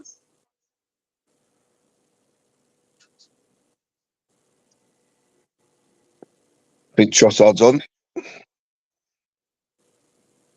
Go on, Gabby. Oh. Go on, Gabby. Somebody's got to make a run in there off somebody's shoulder.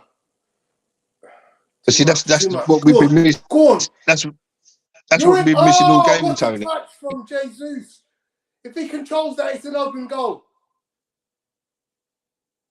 There's a foul. Thank you. Foul on the edge of the area against Martin Odegaard. Here's a goal. We've got to score here. We've got to score here, Gal. So Martin off, Trossard on. Yeah, Martinelli's. I mean, that touch from Jesus in the ball, in a box. Yeah, but why is he not trying, Tony? Why is he not trying to test that? Why is he not trying to test that? If he tests that, he turns and shoots straight away.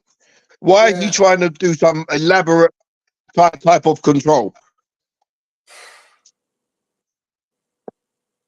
It's an easy goal if he controls that. Let's go, Leo. Okay. Gary, you're ahead of me. Tell me it's a goal. Tell me it's a goal. Tell me it's a goal, Gary. Can't tell you nothing. Come on. It's a goal, innit, Gal? So the free kick's just about to be taken. Martinez has lined up his wall. Jesus is standing in an offside position in front of the goalkeeper.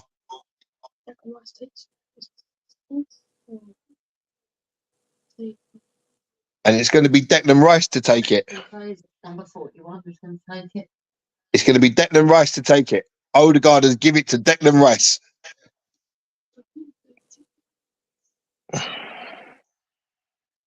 Come on, take the damn free kick, man. What? A lot of people there, isn't it? Oh. It's a poor effort, and it almost gets stuck under Trossard's feet. If it got stuck, he would have had an open goal. Yeah.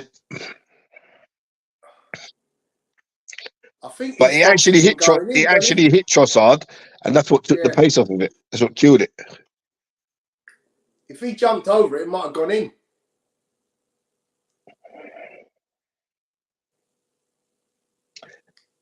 Martin is doing all the time wasting prop that you can possibly do. There's a foul, ref. Thank you. Come on, boys. So we're 71 minutes in now, everybody. Arsenal knocking on the door heavily, creating chance after chance after chance. But and still no Eddie. Closer than others. You know, this game is crying out for Eddie Nketiah. Has been for the whole of this second half.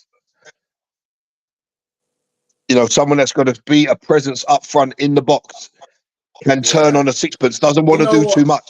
He just wants to turn and shoot a goal. Take Havertz off and just keep Jesus and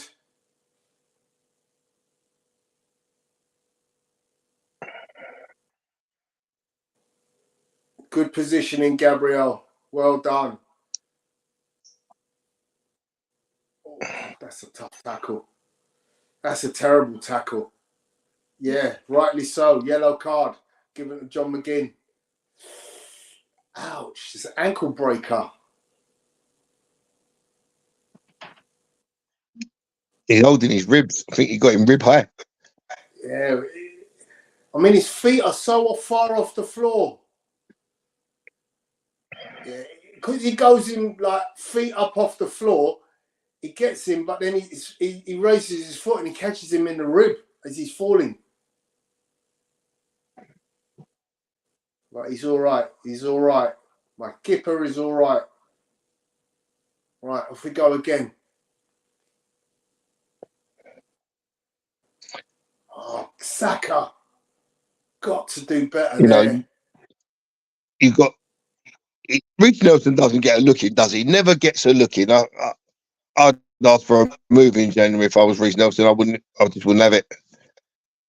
You know, He you put him might on as 100 well, grand innit? a week. You put him 100 grand a week, and he doesn't even get a look in. You know, this game is screaming out for a direct runner who doesn't want to do too much stupidness with the ball. Eddie, Reece, let them get the ball. Like Eddie doesn't want to do kick ups and this turn and that turn. He just wants to turn and shoot and goal. Nonsense, man. I'm getting a bit sick and tired of it.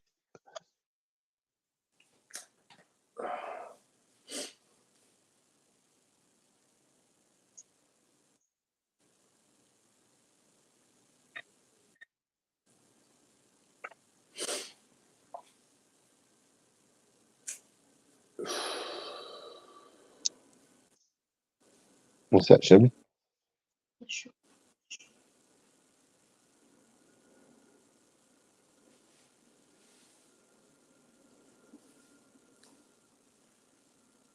You know, this is just joke management. It really is.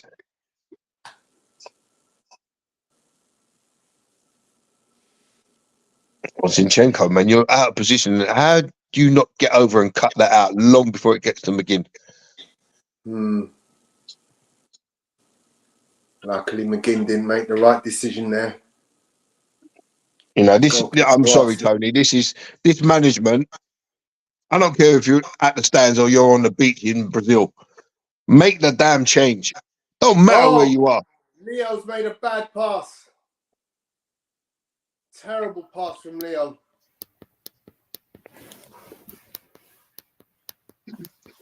Sorry, guys. So, mate, you ain't missed much. Well done, Declan. Cam says, really doesn't feel like you're losing this game to yourselves and not the opposition. Not sure you can even fault the tactics of the manager here. It's just been a horrendous, sloppy display in attack. Yeah, but you got a guy on the bench that could possibly change that. You got probably two guys on the bench that could probably change that. Well, I mean, I credit him for taking off Martinelli because he needed to be coming off. Yeah. 18 says, okay, look at this. Look at this tactic. Look at this tactic.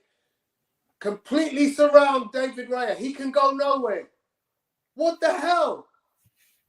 He can do But that's nothing. come off. Yeah, but Tony, that's come off the back of what happened to him on Tuesday. 18 says, this is frustrating how many chances we've had Go and still no Eddie. Oh, Jesus wept. Jesus has wept a lot today, Tony, isn't he? So I don't get it, Gal. If they're going to use that tactic, you've got to barge them out of the way. You've got to surround Raya and give him the space. You can't let that happen. But you can't do it before. You can't do it before the corner or the free kick's taken in them situations because then the ref stops it. What you're saying, you got to be smart in that situation. It's hard. Is that the Arsenal goal? Greg says, literally, I feel Arsenal should have given the money to Emery instead of Arteta. That's what Greg says. Declan Rice has picked up his first yellow card of the season. It's done what it's done. Yeah, it's done what it's done.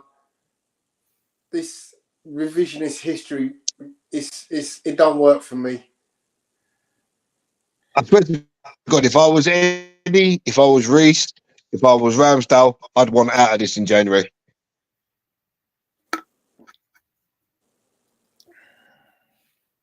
You know, it's like being part of a squad, I understand that. But if you ain't getting a look in, what is the actual point? You're wasting up your career. What is the actual point? You know, the manager don't trust you. The manager don't want to play you. What's the situation? You know, 77 minutes gone. We need a goal. You got a guy on the bench that can score a goal. In this type of game, he should have been on 20 minutes ago.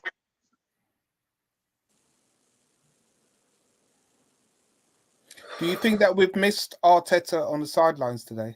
No. I don't think it makes a difference. And I really don't think it makes a difference. All these antics, you know, Albert Headphones is perfectly capable of passing instructions onto the pitch. We just missed simple opportunities to score a goal. Yeah, and Jesus doesn't give us a focal point up front. Cam says, this is so frustrating to watch. Golfing class between the teams, but is that wet in the bed? what is it? The bed, Cam? Yeah, it is. It is wet in the bed.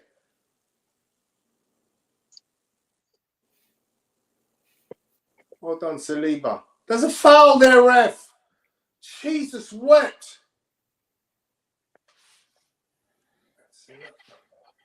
So I've missed. What's our performance been like second half, though? It's good. It's good. It's been exactly the same. First half. Exactly the same as the first half, but we just haven't. Go on. We've had opportunities. Oh, bloody hell, Gabriel Jesus. Actually, it's He's got the chance just running on goal. Why is he coming back again? Jesus, wet. Missed opportunities. Send it. But this is what I'm saying. Jesus wants to be too elaborate.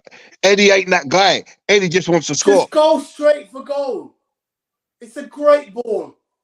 It is a great ball.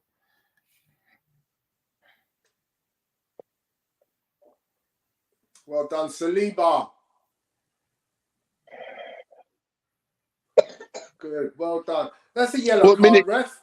What minute are you on now, Tone? 79.53. I'm a whole minute behind you now. 80. I'm at 80. Oh, here comes Nketiah.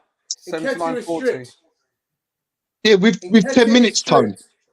We've 10 minutes, though. What's ridiculous? Yeah. You know, Tony, 18's got a question for you.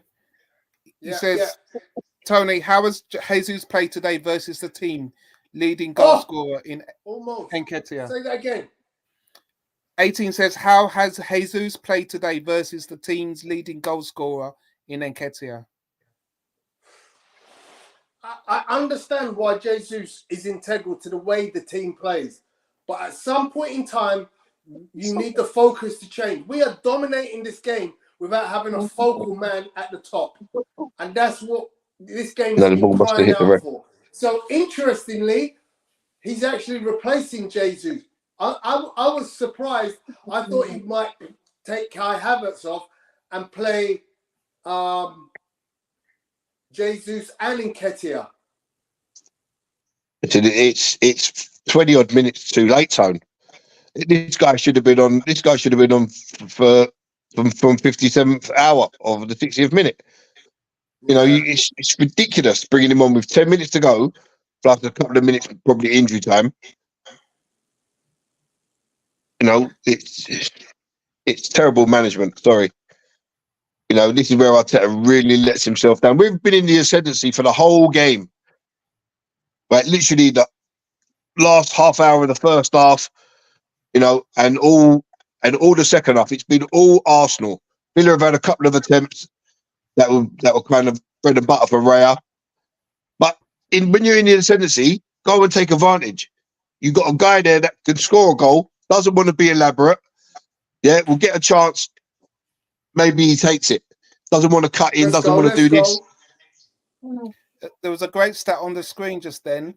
Arsenal were 9th in goals scored from the 80th minute onward. Liverpool 11th, so we're second.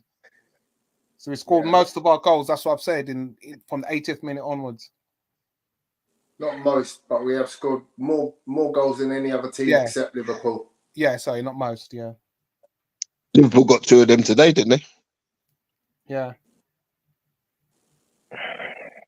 Oh, come on. Or 1 of them today, sorry, not 2. What's that? What's that? Oh, okay. Yeah, thanks for that. Zinchenko down. Yeah, 9 goals, Arsenal. Wolves have scored 7, West Ham 6, and Liverpool 11. So is that a foul on Zinchenko? No, he just stopped the ball to let Zinchenko get treatment for a head injury. So what's going on now? Oh, it's a drop ball. Okay, yeah. He'll give it back to Villa. Yeah.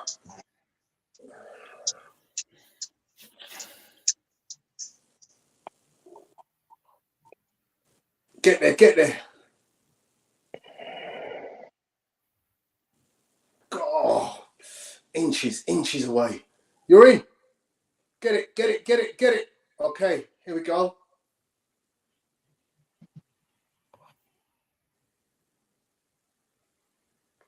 Give it in feet.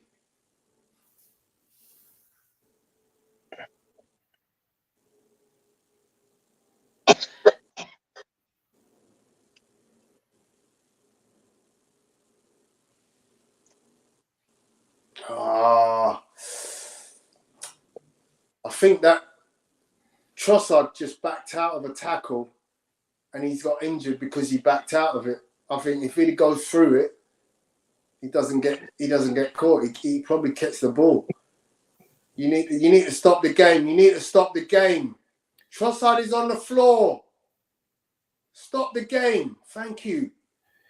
Tony Cam says he doesn't agree with Tony and Gary.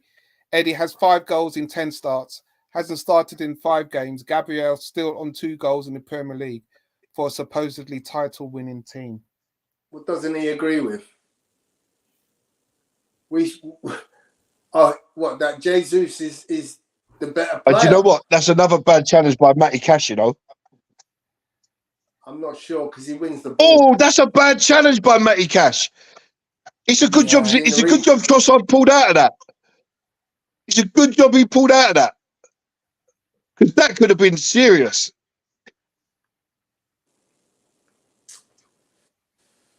He stamped down on the top of Trossard's foot. I don't know why VAR is not looking at that. Come to him. Move the ball quicker, boys. You're too deep, Ben White. Go. Too much. Just can't seem to get Trossard on the ball in a dangerous position. What a ball that is. That's unlucky, man. Should have held your line, Trossard. Just took that step in. You should have held your line.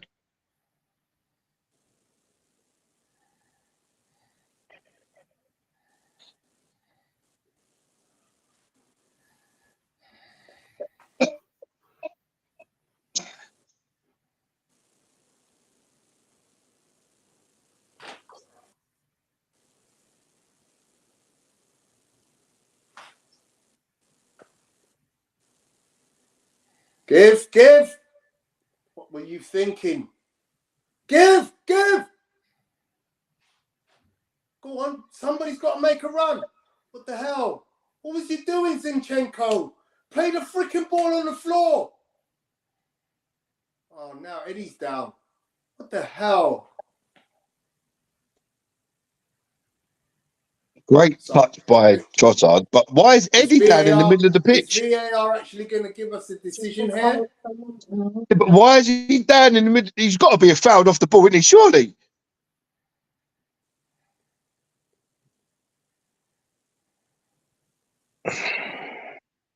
Oh, man. No way. That's a deliberate elbow. That's got to be deliberate. What the hell are your hands doing there? You see that, Gal? Yeah, he's just seeing it again now. Yeah, he's elbowed him in the face. That's not. You can't even say that you've tried to block him because you've elbowed him in the face. And he gets a yellow card. Yeah, but how's that? How is that a yellow card? It's an elbow in the bleeding head. An elbow in the head is now a yellow card. They're going to adjust that afterwards, which is his ball. His ball. Oh man, you can't do that. It's ball. They'll adjust that after the game because that's just nonsense. Where's VAR? Where is VAR looking at that saying, ref, go to the screen, see what you think? Because the ref clearly didn't see it. The ref clearly didn't see it. Yeah, but why? Help He him, didn't Gav. see it. Help So him. someone's told him that it's an elbow, but he won't go to VAR. That's what I'm saying, but where is VAR to say, I think you need to look at that. Apollo says, Gary, this is what's happening to Jorginho. An elbow to the head against an Arsenal player. He was fine. Yeah, his arm was raised, but he didn't mean anything by it. It's ridiculous, man.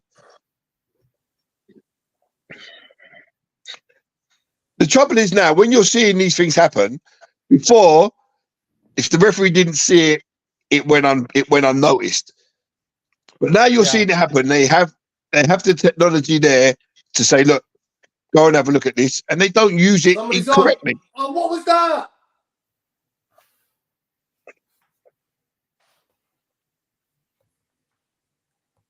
What's that? All the shots Arsenal have had.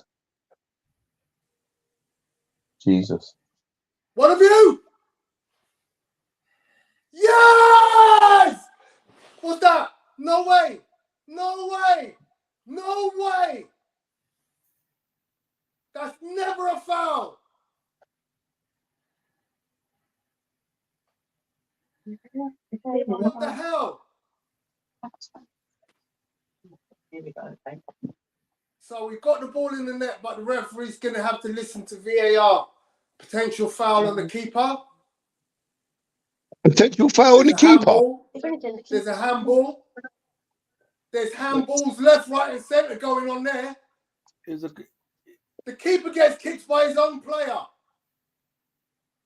That's it, that Matty catches hand. It's a good cross-field ball, though. Give it that. Bloody hell. No, there's nothing wrong with that. The keeper gets taken out by Matty Cash. It's handball by Cash anyway. Exactly. Twice by Cash. There's at least 2 handballs by them. Twice by Cash. Right? There's no handball there by Havertz. There's no foul by Havertz. Twice by Cash. They disallowed it for the handball by Havertz. Yeah, it did hit Havertz. Oh my! You're kidding. Ricocheted. You are kidding. Yeah, it ricocheted. That can't be handball. If the ball ricochets at that distance. That's 2 handballs by Cash. How's it 2 handballs by Cash. Let's say that Matty Cash's hand was in that position. Yeah, but Havertz's hand was in a natural position. So they're checking the disallowed handball now. Havertz hasn't handballed it. No, the ball kicked. Havertz has not handballed it. His hand is down by his side. No, it's not. It's not. It is. That one's on his chest. It's on his chest. It's not his hand. When they have to give a penalty. If they can't tell, they have to award the goal. Checking disallowed handball. Just give the freaking goal. It's Christmas, man. Let's get a goal. Come on. No, it looks like they're giving a free kick. I think That's not his hand. His hand is by his side. His hand is by his side. Unbelievable.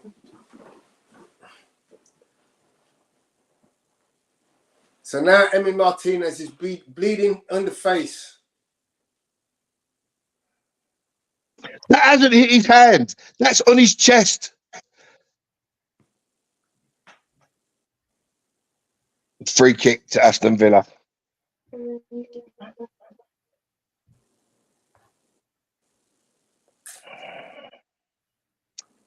you know what?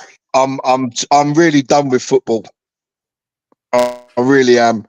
It's just beyond belief.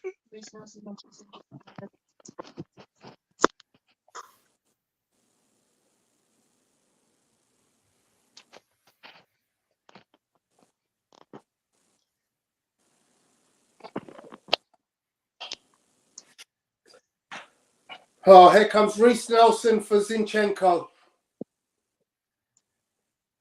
93 minutes.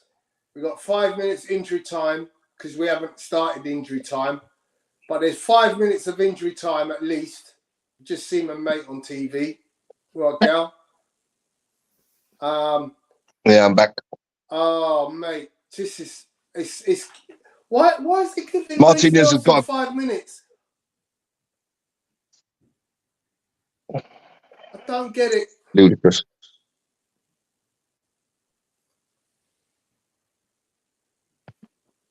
Go on, press Eddie, go. Cam says there's a stupid rule where if it hits a goal scorer's arm, then it's auto ruled out. But for defenders, it's an unnatural position. Oh, but John McGinn's in. Well done, Gabriel. Oh, but now he's giving it away. You idiot.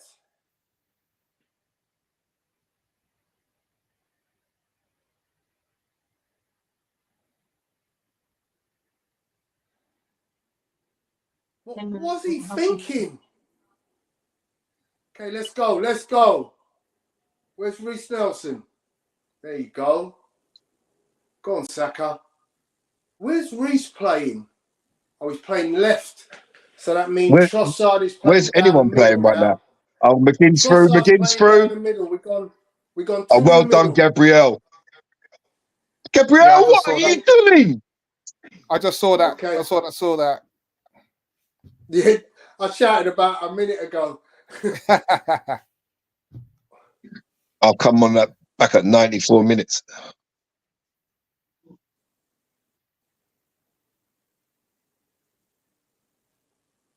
So Arsenal pressing everyone in the Villa half. Go on, Benny. Why are you playing so far back, Benny? Get up and support Saka.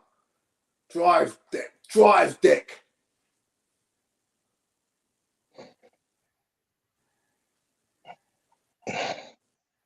Not there, Odegaard. That wasn't Odegaard, it was Leo. Why did he? What's he dinking around in the box for? You've got to move the ball. You know there's going to be a challenge. So I think there's about 2 minutes left. We've gone past the 95, but the 95 went up with 3 minutes of play. So I reckon there's about 2 minutes left to grab an equaliser. I think we just scored a perfectly good equaliser. You know, they give it handball for Havertz. What about the times it touched Matty Cash's hand twice? Yeah, but they go with the first one, don't they? Yeah, but the first one was from Matty Cash. Yeah, they don't see things like us. Ball goes up long. It's too long. Too straight. Way too straight. Now, Emi Martinez wants to have it with Havertz. Yeah? Punch him in his face. Sorry, my violent tendencies came out there. Swearing and violent tendencies. What the hell? Apologies for any young children watching. I didn't really mean to say that. Shake his hand. The views of Tony Cox are not reflective of the 101 and Arsenal committee.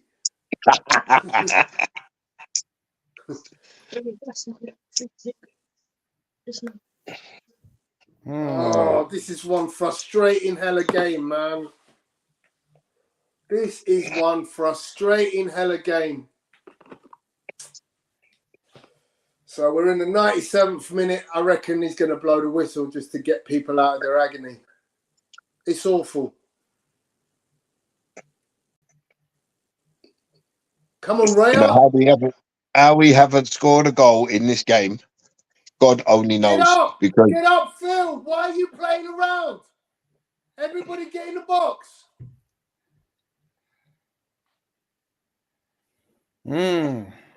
Offside. Go. Come on. Oh, Eddie.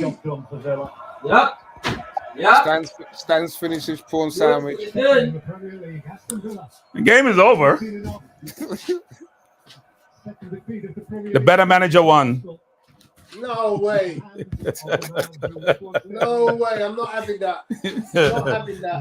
Better manager won. Better manager No, won. the better team lost. The better manager won. The better team lost, but the better manager got it spot on. The better manager won. What So did he it's do? not What did he debatable. get spot on, buddy? He The was score what? 1-0. The score 1-0. Because I told you the whole game we didn't play smart. You know what we should have done? Jorginho should have been in the game. What are we watching? My manager have no idea what he's doing. Putting a slow ass Trossard in the game who can't run when you need to get behind the defense. What football are we watching? That makes no sense to me. You need speed up top. And Ketty was the right change, but when putting Trossard on for what? They're playing high up. They're going to be physical. There's space behind the defense the entire game. Saka doing nothing. Odegaard missing goal. And you take it off Martinelli, who's the one dangerous play we had out wide. Saka wasn't dangerous all game. What did Saka do all game? Except miss a couple goals. Yeah. Guys, I got a love for you. Really ladies. bad management today. Awful got, management of the game. Awful management. Yeah, I had a bereavement this week, so I've got a bereavement Zoom call right now. Condolences, mate. Sorry to hear that. Condolences, mate. Take care. Better luck next time, family. We'll get the next one, man.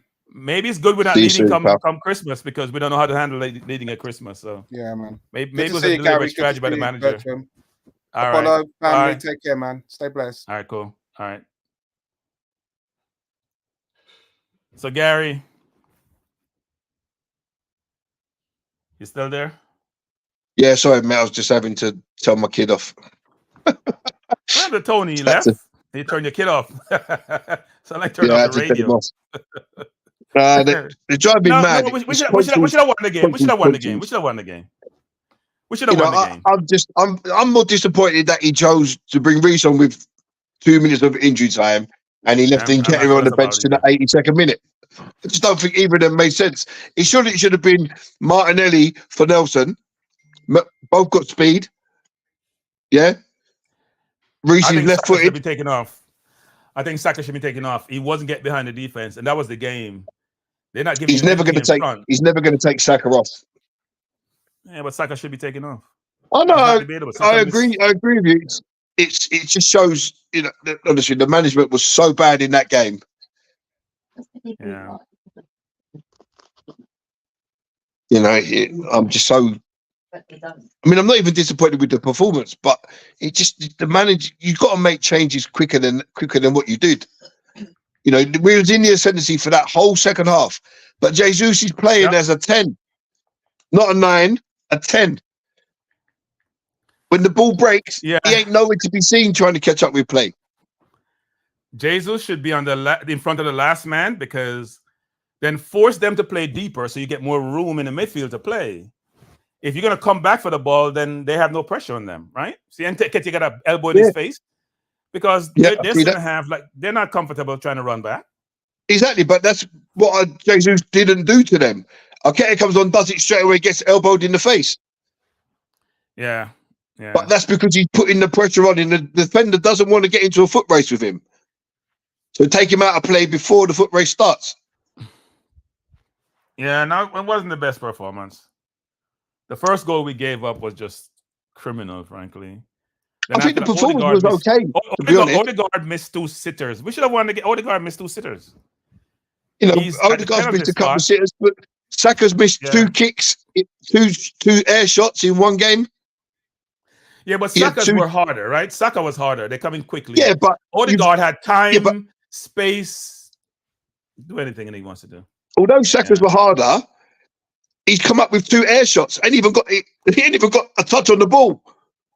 Yeah, but it's his right foot. If he gets a touch on the ball, one of them may fly in, but an air shot just completely missed it. Yeah. Hey, I don't know what we're talking about strategy, Apollo. That's how we play, Apollo. It's not a strategy. He didn't employ any strategy different. We played the same formation, the same style of play. There was nothing different. We dominated the ball. The problem was we need to get the ball behind the defense, and we did in the game as much as we should. The space behind the defense was there for the entire game.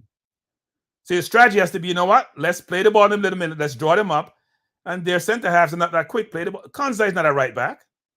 That's why I took him off and put Cash on to put more speed on there. So you got to play the ball. But you know what? Maybe it's a good thing we lost so we can not be at first place come Christmas because we don't know how to handle first place. Yeah, it's true. It's true. Like, We I don't know don't how want to to handle lose, first but place. I'm kind of like, you know what? The pressure's now off us. Yeah. We'll be where we'll be, and we can go on and you know, just win games now. You know, just go out and win games. The pressure's off. Villa was disappointing to me. I was not impressed. I thought we dominated the game. The ball anyway. Not we dominated the ball. I wasn't impressed. I mean, I don't know about you, Bertram, but I thought with them playing such a high line, surely you move Martinelli to the middle, and you exploit his pace against any of their centre backs. You have to. You know, you have to, Tony. Him playing out wide was ridiculous. Because it's not even that, but he could have. The high line is. Yeah, but he could have swapped. He could have swapped the Saka and Martinelli, so they was on their natural feet. But I would have played Martinelli straight down the middle and put Jesus out wide. Yeah, Tony. Also, I thought Jorginho could come in the game because he's one of the few players can make that pass with the right pace. It's just bad management all round. Whichever way you look at it, it's bad management. You know, change the wingers, get them on their favoured foot. On the left, Martinelli on the right. Because we all know that Martinelli can't use his right foot. Oh, sorry, his left foot. He never does. But and there was that time he had Konsa. All he's got to do is knock it past him and go, and he tries to nutmeg him. Yeah, no, he has beat. Our wingers don't beat their defenders. That's the problem I have with my wingers.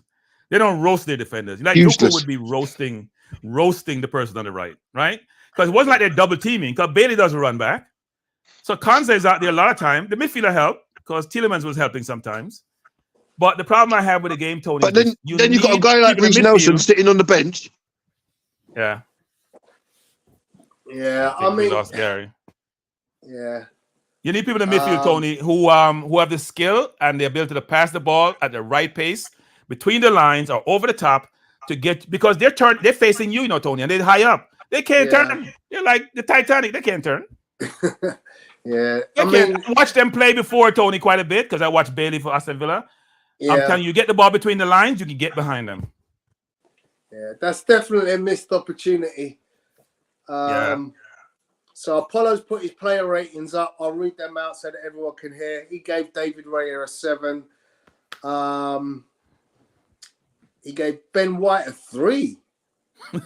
Wow, like that's bad. He gave Saliba a 6. I don't think Saliba did anything wrong. He gave Gabriel a 7 when I distinctly remember Gabriel just making a great tackle and then giving the ball away. He also didn't stop somebody at some point that might have led up to the goal. What is Apollo drinking? He gave Havertz an 8. What game are you watching, Apollo? He gave Zinchenko to the game 5. all game, play a little 5-yard pass. What did he do, Apollo? Did he create any chances, Apollo? Apollo, I know you're not feeling well, but it really shows you the Havertz grade. He did actually he created two opportunities for Odegaard. He gave Odegaard those? Then I stand corrected. I stand corrected. That ball should have been back of the net because he literally just both times. He should have scored both times, actually. Yeah, he should have scored. He should have scored 2. Yeah. So I stand corrected, Apollo. Even though I think Havertz strolls through my game. I don't think he was overly putting pressure on the defense. Even though he was calling for the ball and we weren't getting the ball to them. He was calling for the ball, we weren't getting the ball to him. And I think ultimately, he should have been credited with a goal at the end of the day. I think that goal that he scored there was nothing wrong with it. You can't be accused of handball when the ball ricochets at 2 yards. No, Tony.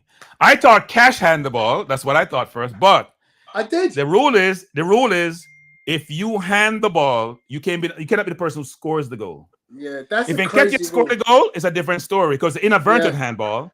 But you can't. That's the new rule, right? That's the new rule. Oh, it's terrible. It's terrible. Anyway, if I carry on with these scores, he gave Rice 7. He gave Odegaard 5. Havertz 8, Saka 5, Jesus 5, Martinelli 6. I'm not sure how Martinelli gets 6. I'm not sure how Odegaard gets a 5 and missing 2 sitters. Yeah, He missed 2 sitters. That's bad. Yeah.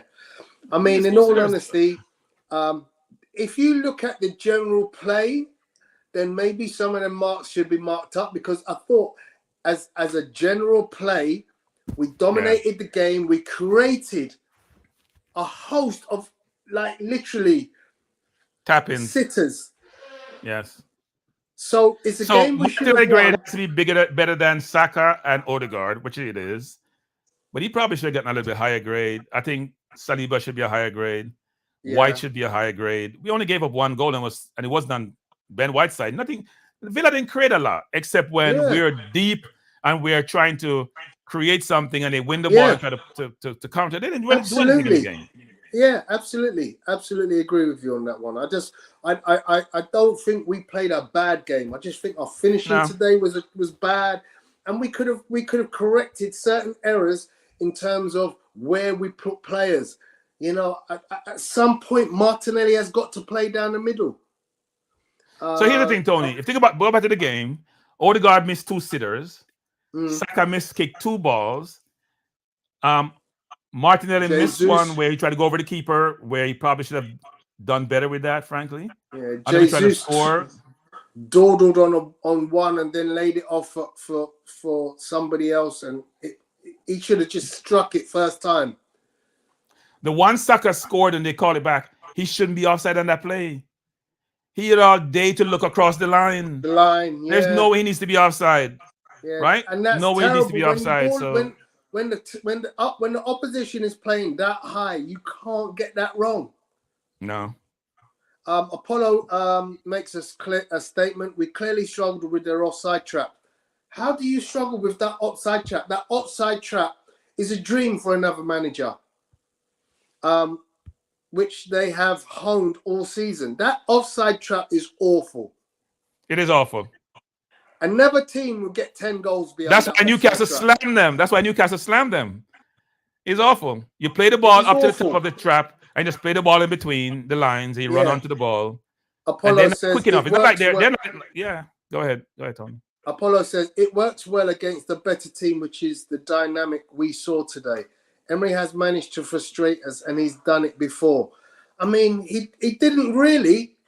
No, Tony. I can't put this down as the Emery masterclass, because your team should have lost 5-1. Tony, Tottenham should have been up 4 when they played. Then they played Tottenham. Tottenham got behind their defense. They should have been up 4. They keep missing chances after chances after chances, and it cost them. Yeah. Same. Newcastle slammed them when they played the offside trap. I didn't see the City game, so I don't know how that worked out. I know they won the game on deflected goal, but today we had a chance to get behind. We have to get behind that defense. We didn't get behind the defense once in the offside, except for Martinelli's miss, which they clear close to the line. But no, we have to do better. We've got lots of things coming in. Not sure who this Facebook user is. If you want to just put your name in before you write the statement, that would help us. Unai was never going to fix things the way they are now. On the pitch, maybe. Off the pitch, never. Cam says, Jesus is wasteful. Shows by him having just 2 goals in 16 games. Havertz was class. I thought he played a good game. Very frustrating not to have taken advantage of long periods of domination. Facebook user continues. The offside trap may be awful, but they did show the stats and Villa were top with the trap. I don't know but when it fails, what happens? So they're top with the trap. So you go into the game, Tony, you practice all week against the offside trap. That's what you do. All week you're practicing. You know what? How do we beat this trap? Because they're playing it high. They've done it all season. That's what you do all week. I mean, the team who play Villa next week must practice that. Must go away and think, bloody hell, if we get our fastest player in any one-on-one situation against their centre-backs, it's game over. Game over. I mean, the chance Martinelli chips it over the keeper. What was he thinking? I think he was trying to score, actually. I think he's trying to score. No, it's the wrong decision. I know. Chip the keeper, keep the ball, and place the ball into an empty net. Yeah. Greg G. Hi, Greg. I'm really unhappy with that performance. By the way, I didn't realize it's legal for a defender to look over his shoulder and intentionally smash Eddie in the face with his arm. It's one of the most blatant red cards I've seen in recent times. How VAR haven't upgraded that to a red, I'll never know. Shocking stuff. Anyway, credit to the job Emery has done at Villa. He's been marvellous for them. And that I cannot deny. Unai Emery has to get his flowers for what he's done at Villa. Greg G says the comments were from Kes. Thanks a lot for that, Greg. And Kes, thank you very much for your comments. Yeah, I mean, you've got to give Unai Emery credit. His team are flying. But look at, I just saw some stats. They come off the screen now. But Arsenal won every stat category. Shots on goal, touches in the opposition box, chances created, everything. Arsenal totally dominated that game. Villa, I've got to thank their lucky stars. They got away with a 1-0. It's a smash and grab. It is a smash and grab. Yeah. Well done to them. Well done to them. But there's nothing there that makes me think that's an unbeatable team. That's a team that deserves to win the Premier League. They're in the title. They're in the title race now. Everyone has to see them as genuine title contenders. But based on that performance, they're not to me. They're going to get found out. You know what? I think it says that we are better than we think we are. But we're going to be undone by our finishing, frankly. Yeah. We don't have great finishers. And the fact that we have that situation is why the January transfer window now tells me we've been umming and ahhing. Do we get a CDM? I'm not sure what happened to Tony.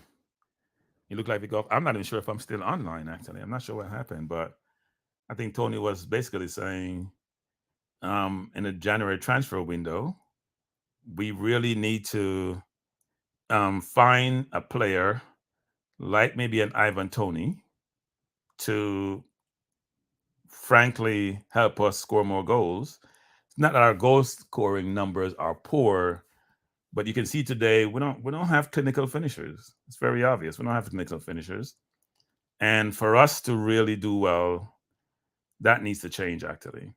If we want to win the league, we have to have someone like a Haaland, even though Haaland does miss a lot of goals, who can enable us to differentiate ourselves from the competition. It's been somewhat disappointing to watch today's game where I thought we were by far the better team, and yet we ended up not putting one ball in their goal. Well, we did put two balls in their goals, but one. Tony, I thought you left me to struggle. Yeah, sorry about that, guys. Yeah. So yeah, 18 is in the place. 18, good to see you. I'm totally gutted by the nature of this loss. 2 games we've lost, including Newcastle, and the VAR system has let us down. Absolutely, it's sad. Cam said VAR missed that. I don't think they missed it on this one. I don't agree with that. Newcastle, yes. Today, no. Okay. Cam says they do have a great keeper, but they were so wide open. We failed to punish that. On another day, we would have put 4 past them. It was completely unlike their game against City, where they did play well.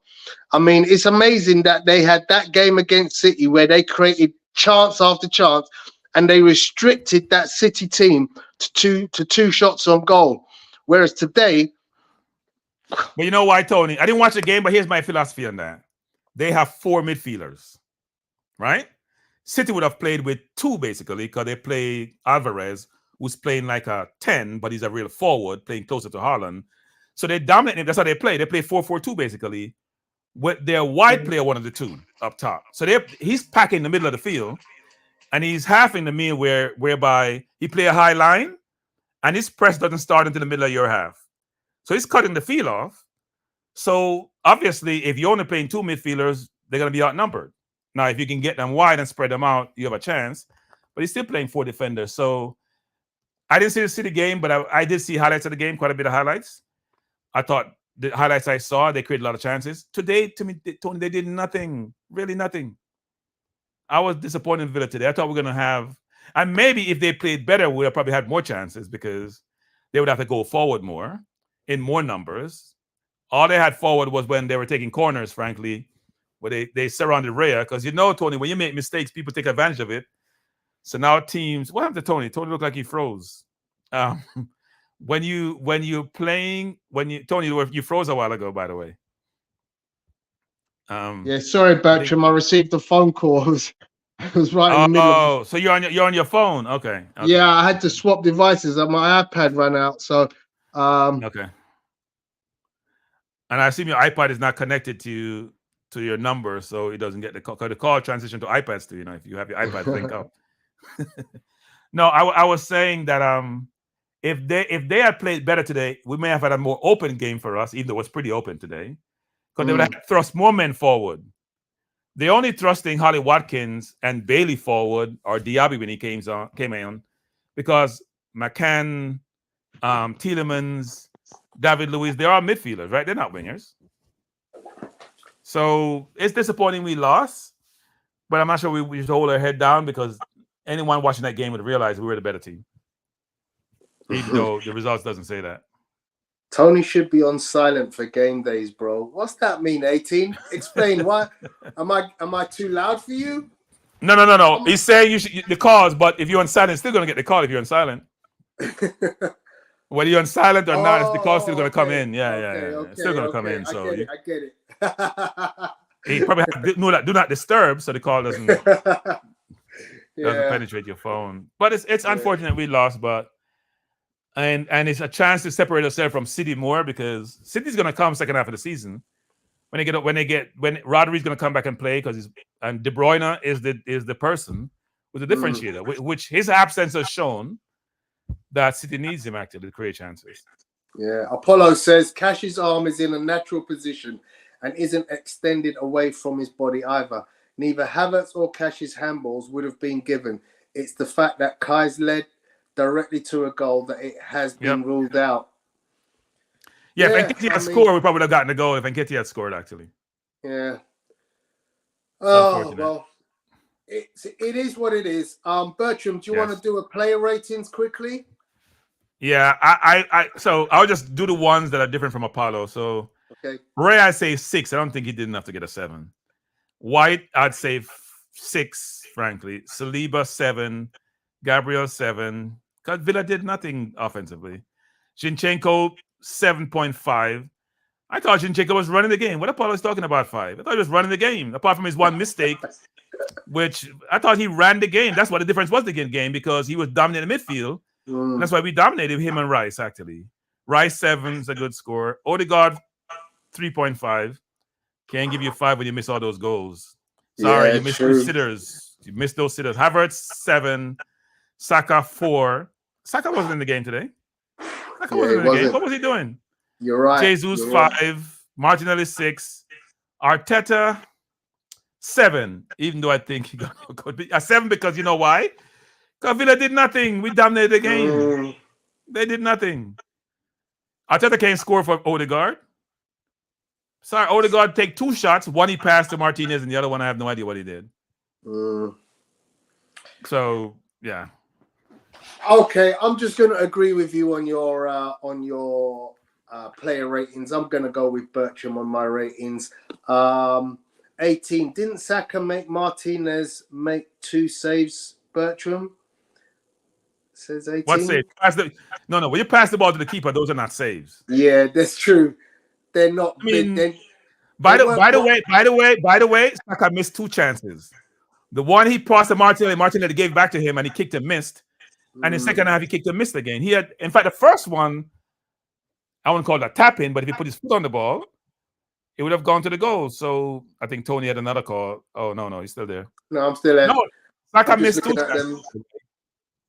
Yeah, 2 chances, and the offside he had, that offside shouldn't have occurred. Sorry, not buying that offside that he had, that goal he got. Yeah, so it's a bad offside. Yeah. That offside plus the 2 what he missed, he can't get more than a 4 from me. Sorry, and he wasn't in the game for most of the game. He didn't go by his man. Did he beat his man? Yeah, he beat him once, I think. Yeah. When he got I'm just looking at the goal again, and Bailey absolutely romps past Gabriel. Yeah. So that was the bit that I was thinking. I'm sure Gabriel missed an opportunity to make a tackle. But you know what? Where was Zinchenko on that play? Oh, he's awful. He's awful on those things. He's always getting caught there, isn't he? Always getting caught out of position. Always put the ball over his head. He's messed up. I would use. But you know what, Tony? Even though Apollo used to give Xhaka a hard time, at least when we're in our box, we see Xhaka around there putting a foot in something. Right. We don't see efforts enough. Yeah. We can sign off. We can sign off, everyone. Carry on for a second. I'm going to come back. Okay. Stay there. All right. So my view on this, people, is that I do think Xhaka has been missed. I know some people will disagree with that because in his first stint with us, in his first 3-4 years, he wasn't that great. But we always, when he got to play more further forward, we see him playing real box-to-box, actually, being dangerous in the last 18 and putting a foot in our box to help out Zinchenko, who needs a lot of help. I think Zinchenko, like Alexander-Arnold, is brilliant going forward. What I love about Zinchenko, he's not always going to try to make the first pass. He's always trying to make the best pass, which sometimes gets him in trouble, by the way, because he's a mistake waiting to happen. But he's brilliant on the ball. He's always looking for where's the space to penetrate the defense. How can I get the ball between the lines and get behind the first line of defense or the second line? But his defensive skill sets, and I don't want, Tony, I'm confused with this. If he plays midfield for Ukraine, why can't we try him at the 8 for us? Why can't we try him at the 8 for us? For sure. I mean, the situation is thus that when Jurriën Timber is back fit, effectively, you have a decision to make. Do you play in Timber instead, or do you play Timber as well? Because now you can do that. Yeah. So but he could do it when he has Tomiyasu. He doesn't do it when he plays Tomiyasu at left back. He plays put him on the bench. He put Zinchenko on the bench. He doesn't play him.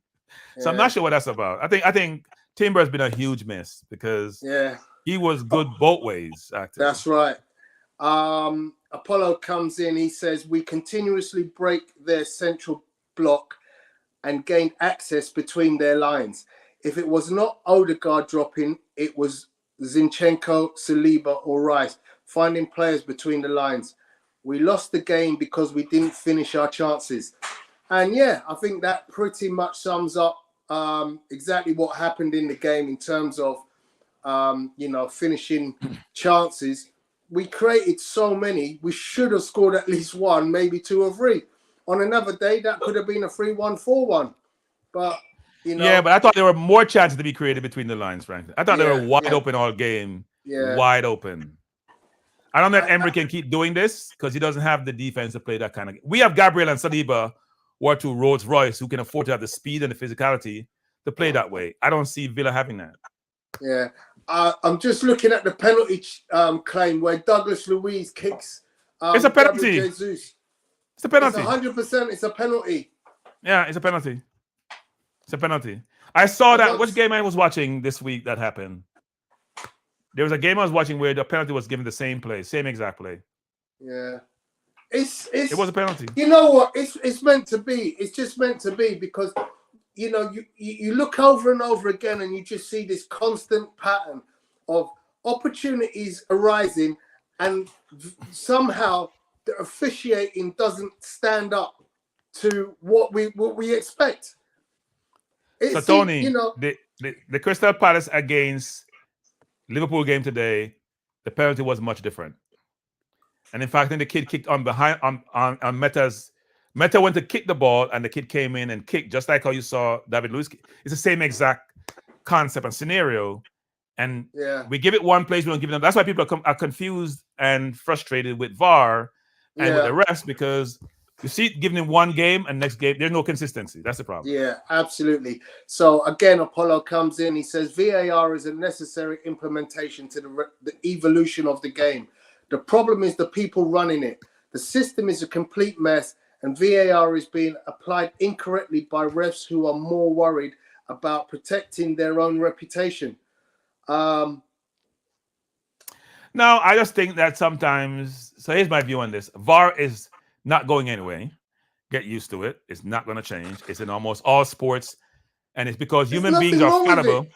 There's nothing wrong with it. But here's the point though, Tony. If you have the best players in the world Yeah. the most affluent owners in the world, the best managers in the world. Yeah. But they're not all British, are they? Yeah. You went across the world and got all these best people to come, but the one group which is not the best in the world, you have some of them who are very good. Yeah. Are the people who are reffing the game and doing VAR. So go get the best in the world and run your league. 100% That's how it agree is. with you. Yeah. Yeah.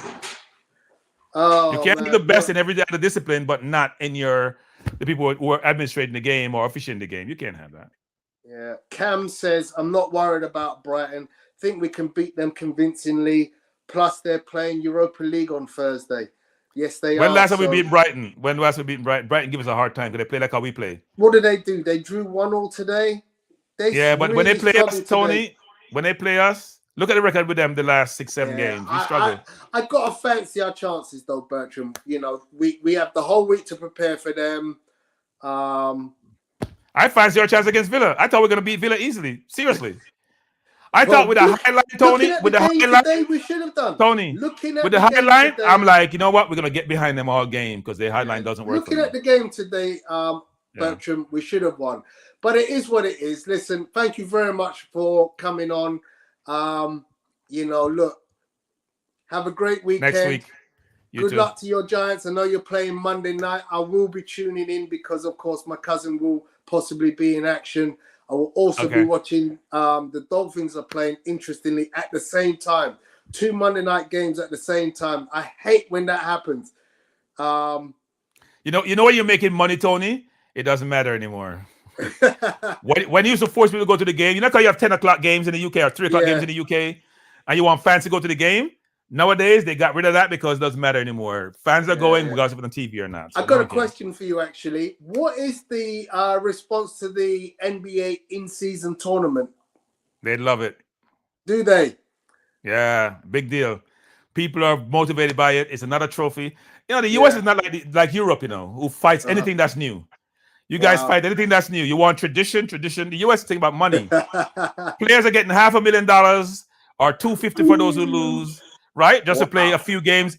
In your normal playing, you're going to get more money. They're doing that Vegas, where people go gamble and it's an event. The TV money is good. They combine ESPN and TNT for the Final Four. It's like the basketball tournament. Same concept. They love it. They love it. They embrace new things that's going to generate money. So excellent. Yeah. Bertram, all right, sir. It's been a pleasure as always. I look forward to speaking to you again in the future. Everybody who's tuned in online for your questions, thank you very much for getting in touch. And hopefully we'll be back seeing you very soon. Apollo says, enjoy your evening, guys. That goes to us, and it also goes out to all of you guys watching. Thank you very much. Yeah, Apollo. Take care. Feel better. Soon. Take care. All right. Take care. Yo! Good evening.